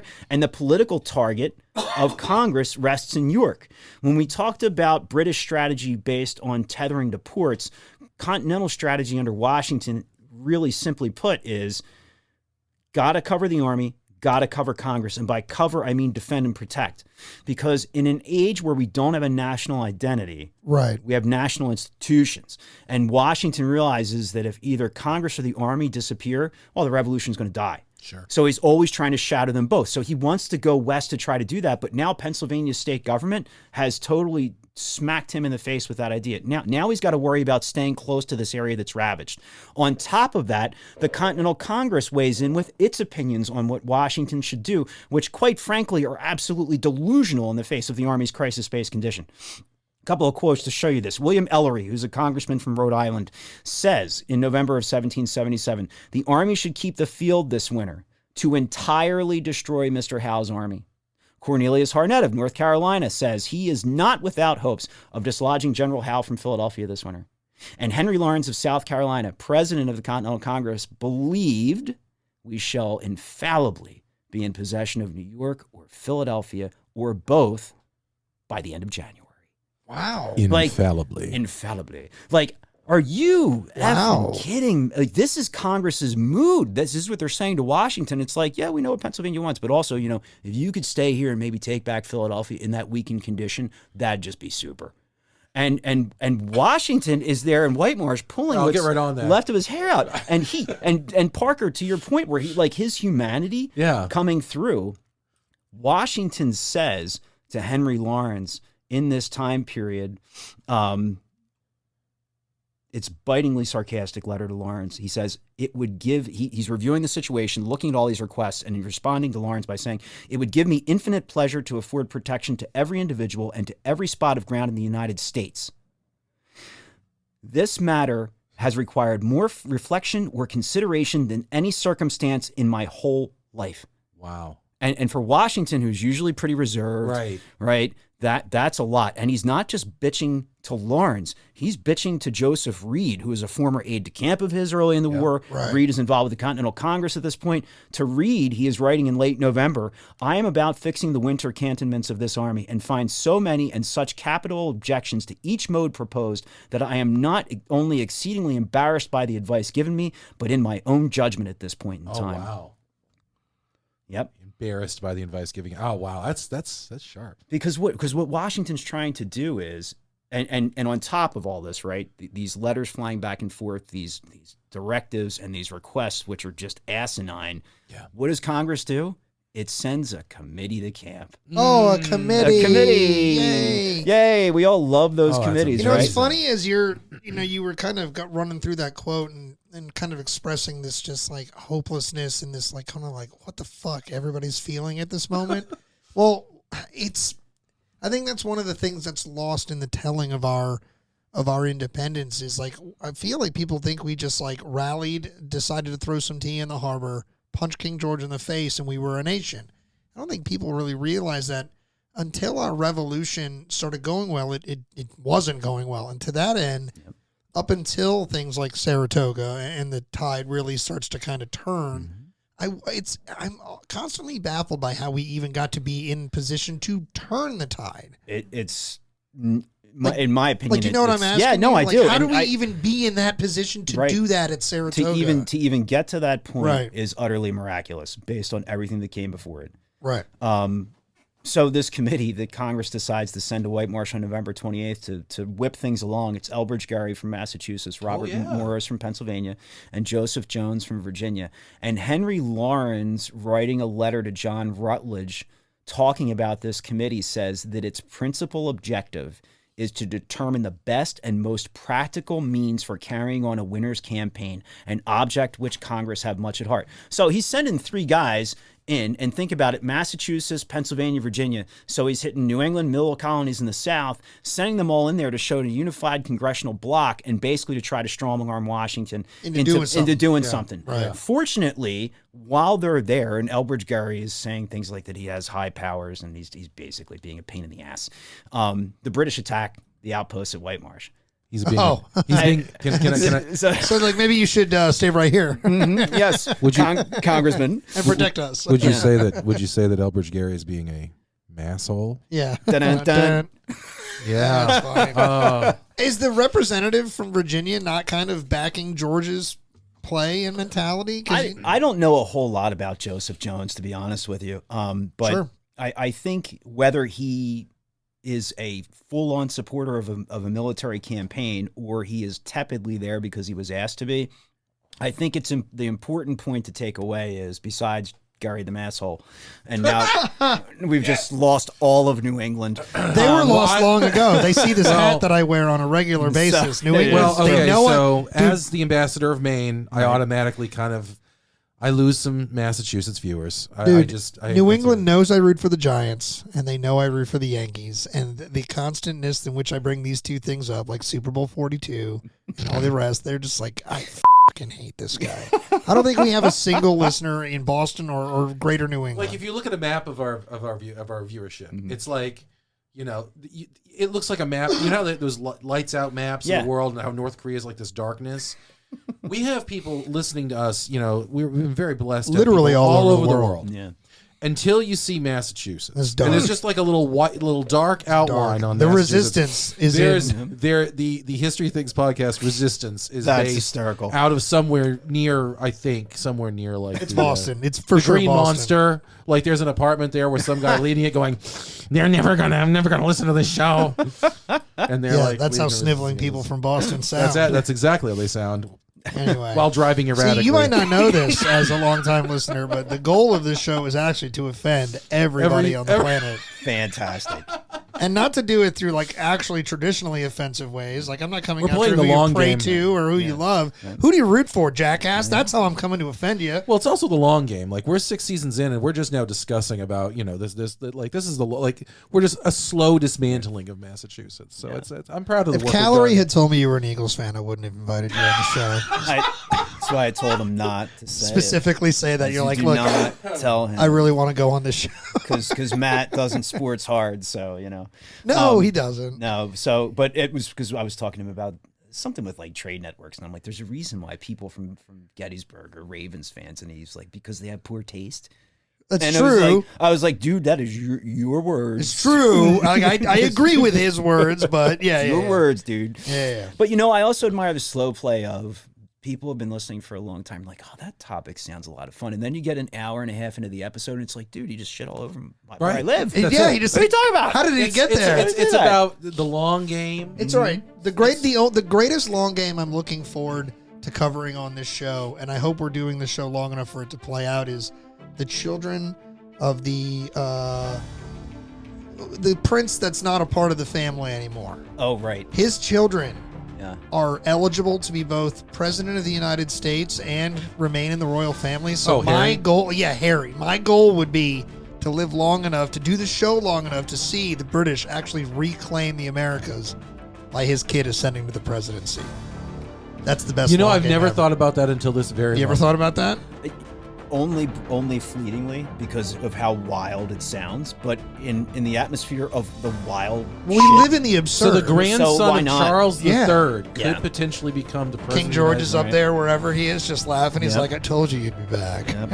It's gonna have a picture. That's a great Hamilton reference. That was for the record. told you. everyone. Thank you. Yeah, that was great. That was a good one. Um, All right, so Hartford County. Alexander So, Hamilton. point to the map. We're going to offend them Yeah, next. okay. Did we have a dartboard? Did we have some darts? Go for it.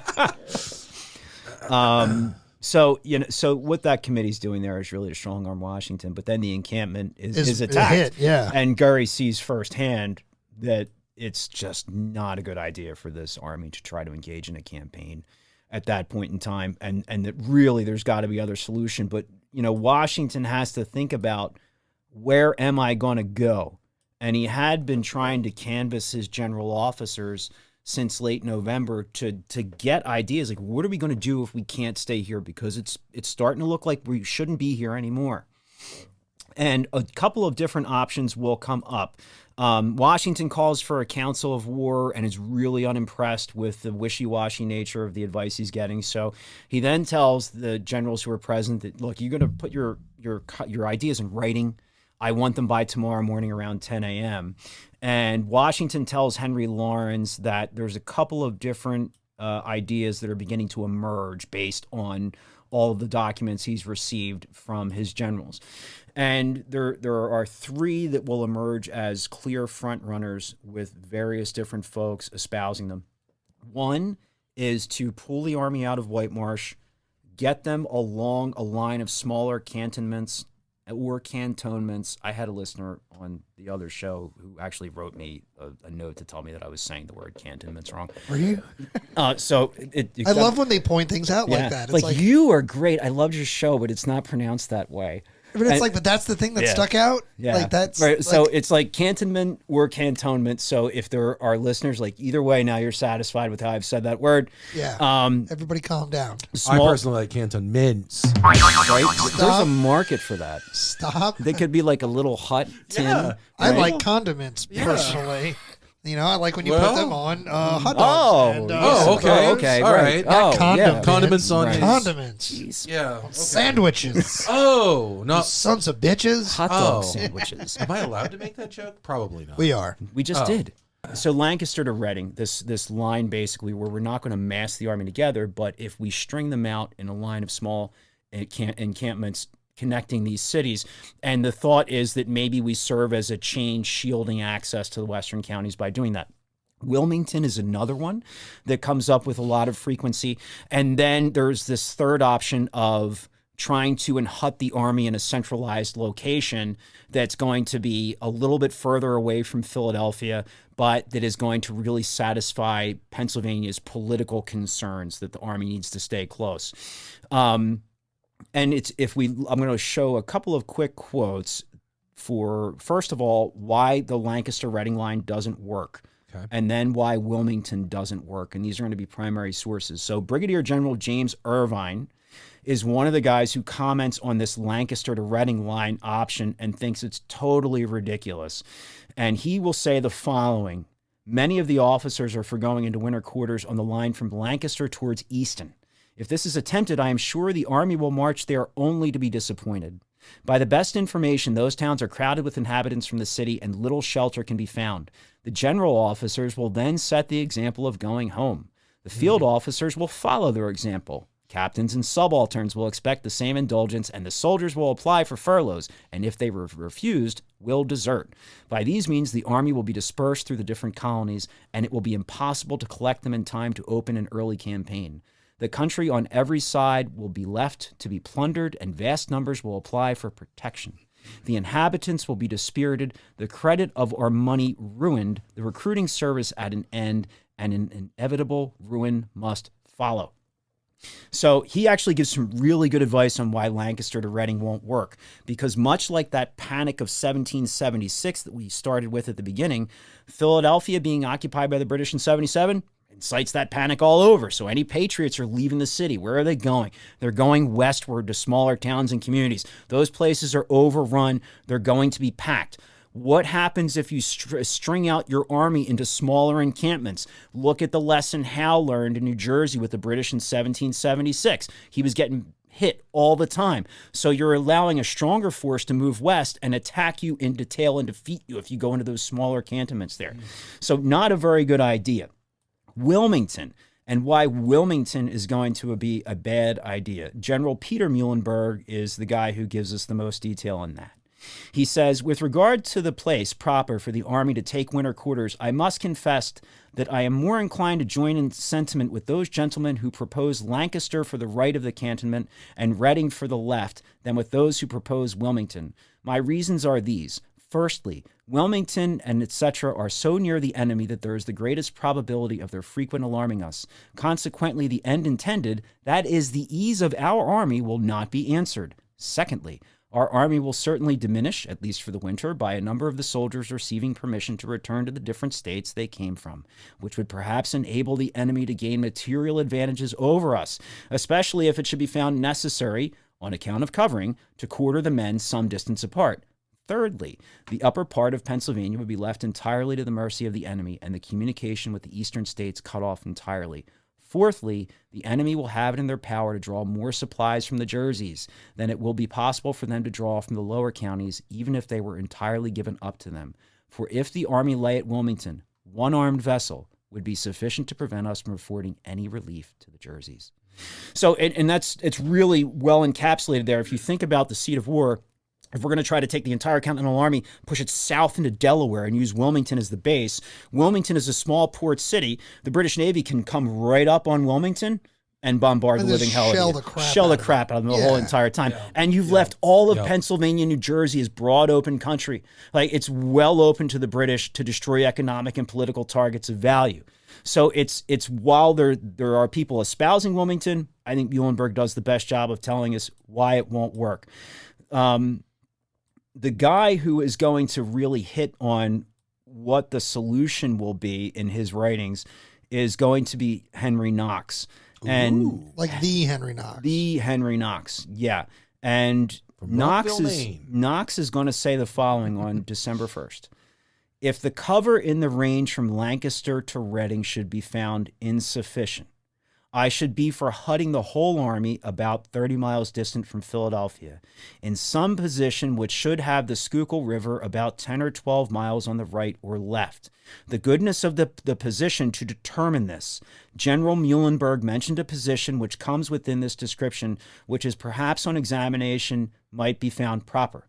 I have the honor to be, with the greatest respect, Your Excellency's most obedient and humble servant, Henry Knox, Brigadier General. So Knox is not exactly describing Valley Forge, because if you've been there or you go there, you'll realize that very quickly the Schuylkill River actually forms a boundary of the encampment itself. Right. But it's the closest description that we're going to get. It's going to fit that. Right? So what Valley Forge is, it is not an accident.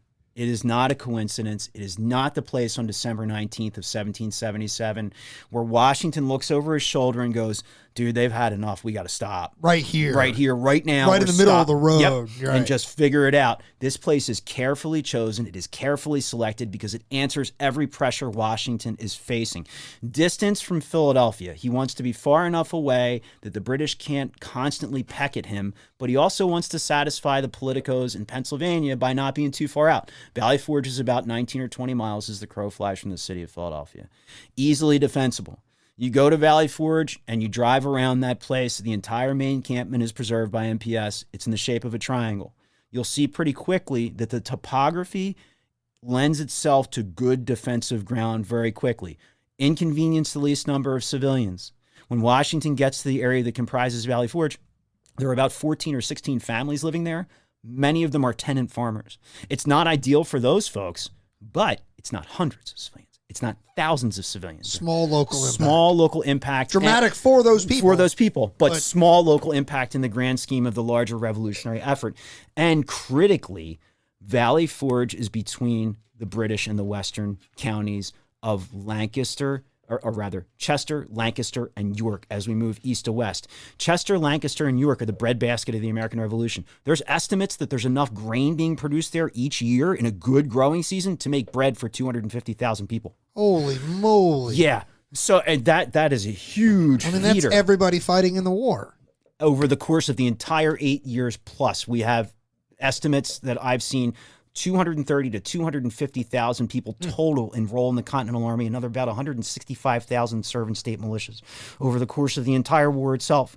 But Washington now has sandwiched himself in between the British in Philadelphia and those western counties. It's not just the grain production, but it's continental supply bases that are there. It's the hospitals that are there. It's the political target that's there. So when Washington puts himself at Valley Forge, and if you have to think about the defensive position of this army in that winter as in the shape of a crescent moon. Valley Forge is the chunky center, but he's got militia force spread out, and eventually he's got guys from Maryland and Delaware stretching all the way to Wilmington.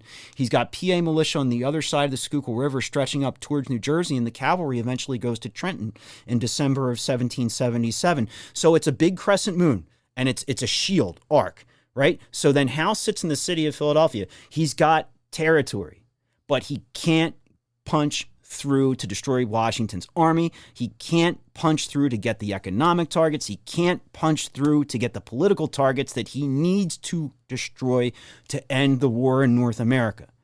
And it's going to frustrate Howe so much that he's going to ask to go home in the spring of 1778. And Parliament's like, you know what? Yeah, we think it's a good idea. You should probably come back. Yeah. We're pretty tired of the way you prosecuted the war anyway. And we've got a lot of questions for you. You know, so of the three that showed up, right? Gage, Howe, and Clinton. Right. He's the first to go home. Gage might go before him. Gage, I think, goes before Gage him. goes You're before right. him. Now that I say that out loud. Yep. Gage goes first, then because I think he goes with Boston. Right. Yep. He's done at that point. Yeah, his career's over at that point. So Valley Forge fits all these goals, and it's why it's not an accident. And now there is a huge, as I think I've just explained, tactical and strategic value to the Army occupying the location. Ken Gavin opinion. So, right? Yeah, go for it. I was just going to say, because one of the things is you made the comment about George looks over his shoulder, he stops, he says, the Army's done. I often follow this.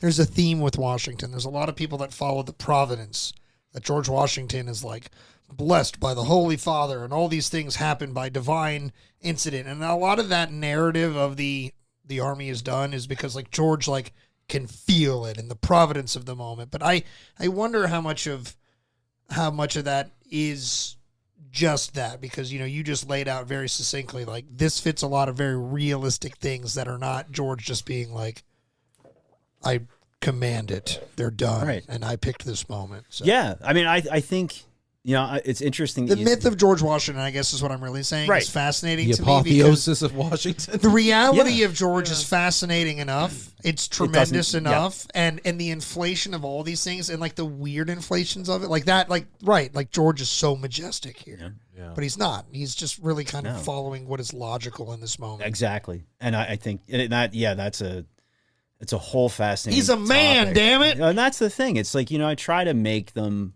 real, living human beings to whom you can relate, because putting them up on the pedestal where you can't reach them doesn't do anybody good. You know, it doesn't. And I often look back at some of those mid to late 19th century engravings where it's the Michelangelo-esque vision of Washington just like being assumed into heaven to touch the hand of God. Yeah, it's on the dome of the Capitol. Yeah, it's literally imagery. Called, it's literally called the apotheosis of Washington. Yeah. Yep. And there was one that was recreated at the death of Lincoln, which is the weirdest image I think I've ever seen. It's called the apotheosis of Lincoln, and basically Abraham goes to Washington's bosom. Yeah, I've seen this. It's this very weird image, and I think I've shown it to you before. I don't know. It's really weird. What like happens? Abraham Lincoln, who is the tallest American What does president, he do with the bosom? He just lays against Washington's breast. Oh, for lack of a better George. term. Oh, George. Yeah, and for lack of a better term, I mean, Papa it's President. He's like leaning Sorry, against. I'm a bad man. He's leaning against like Papa Washington's. President. So we gotta call Washington. it's really a very weird image, but yeah, it's. I was having a meet the Fockers moment in my head when you said that. So Can you milk me, Greg? Yes. Yeah. George Washington. Interesting fact. George Washington was a mammal. Oh yeah, you can milk anything with nipples. That's what I'm told. Greg. Could you milk me? By the way, I misspoke earlier. Henry Knox was not from Rockland, Maine. He was from Thomaston, Maine. That's where he died. Parker. Everybody was from Maine. Of course. Maine you. was not a state. We're from Maine. Right. Maine was not a state. It wasn't, but you know what? They've got a monument at Valley Forge. Yep. Maine has a it monument. says Maine. I've seen it. It says Maine. Big ass bronze letters. I on it. actually I'm so How glad does that because work? before we get wrapped up today, I was going to ask you about this monument. Yeah. My assumption is because I've been to the park twice. Both times I was actually kind of in a hurry and I was kind of skedaddling through. But both times I saw the main monument there, and immediately I was like, oh yeah. But that's He's like, right. they know what's up. That's right. Yeah. But then again, I was like, that's wrong. Why? So, do you know why? Yeah, there's a main it was like there? 1907 or 1908, October of that year when that monument was dedicated. Okay. And the whole impetus behind it was that the governor of Maine had written to the governor of Pennsylvania. And in the early 20th century, Valley Forge is a state park, not a national park. Oh, right. Okay. That makes so sense. it's all under State Park Control Commission. So governor corresponding to governor saying, look, and this is paraphrasing, but it'll give you the general point. Okay. We know Maine wasn't a state.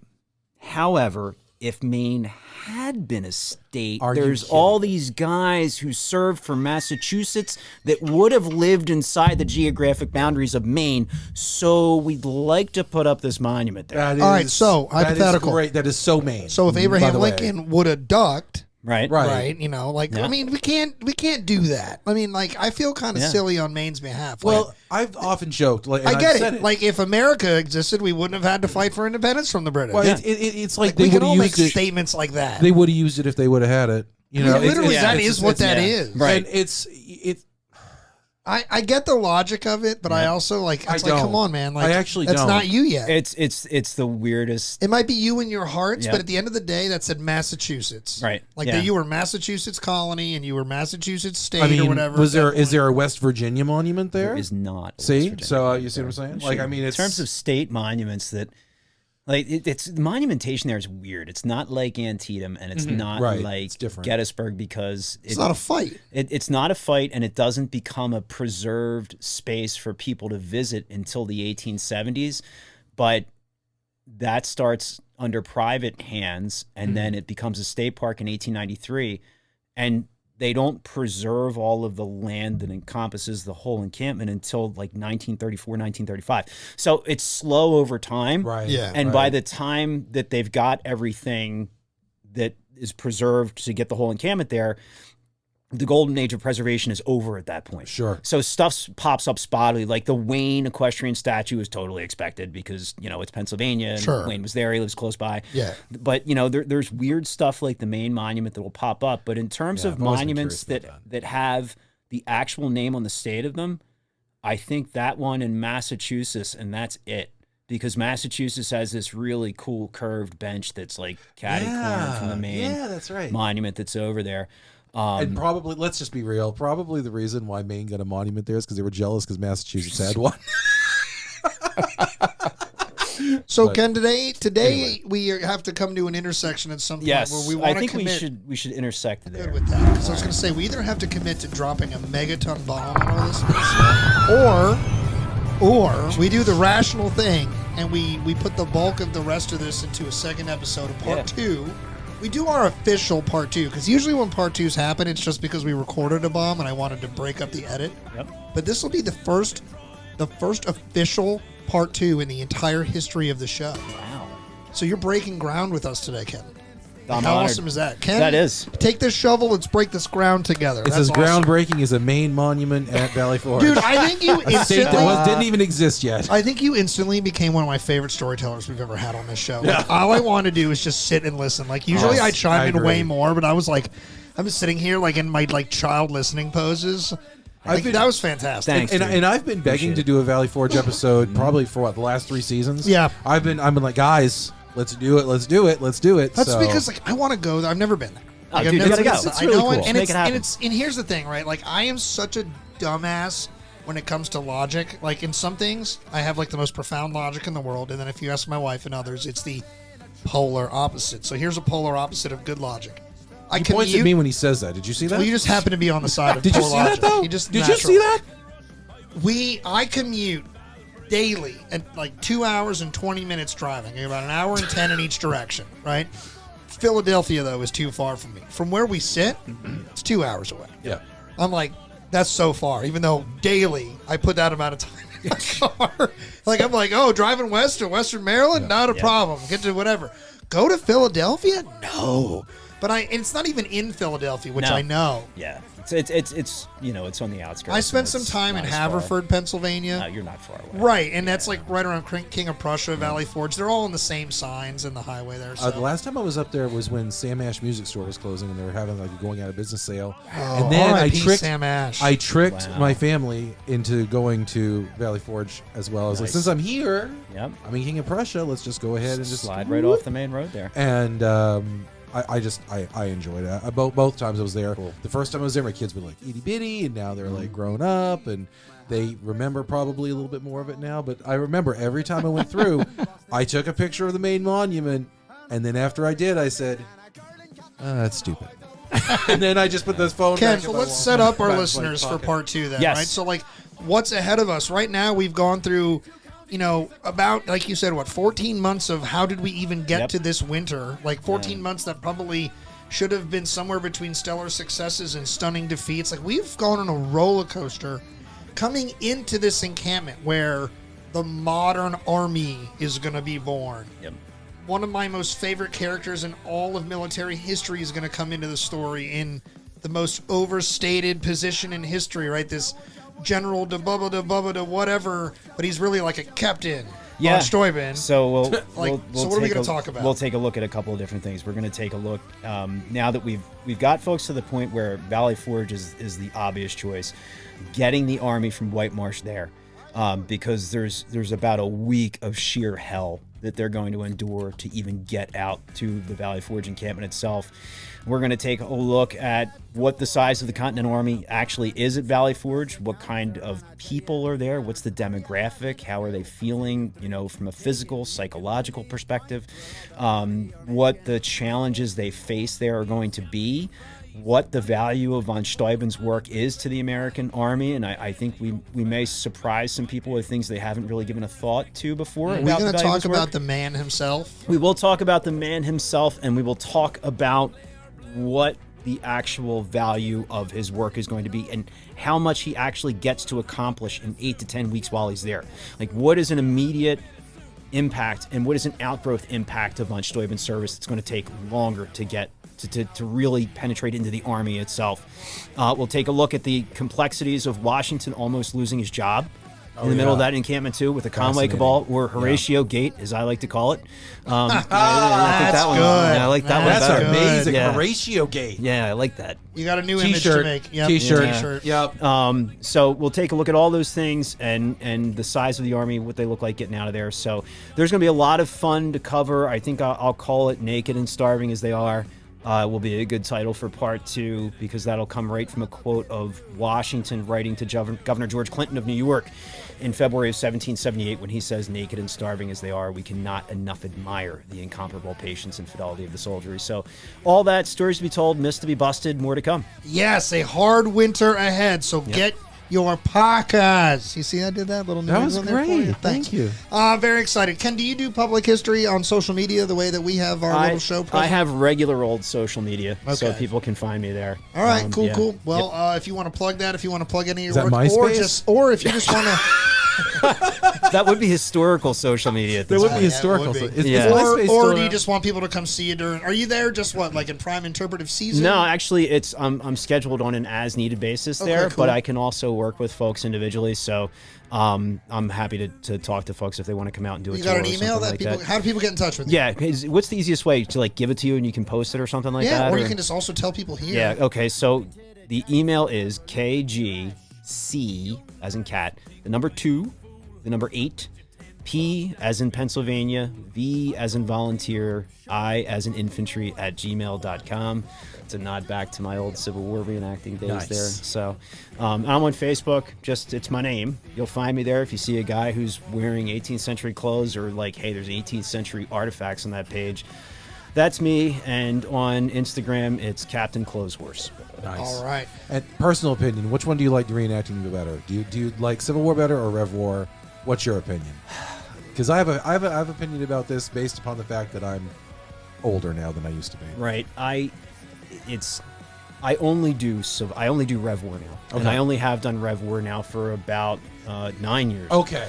So, but the thing that I do miss the most about Civil War was just the overall scale. Okay. Because when I was doing it, some of the events, I get that. like we were doing Cedar Creek at full size. That was insane just to be able to see that experience and to have it. And that kind of scale is pretty much impossible in the Rev War community. The material culture of that all too. So, I that's what I miss about that the most. Rev War was always my first love, but I do love my Civil War history too.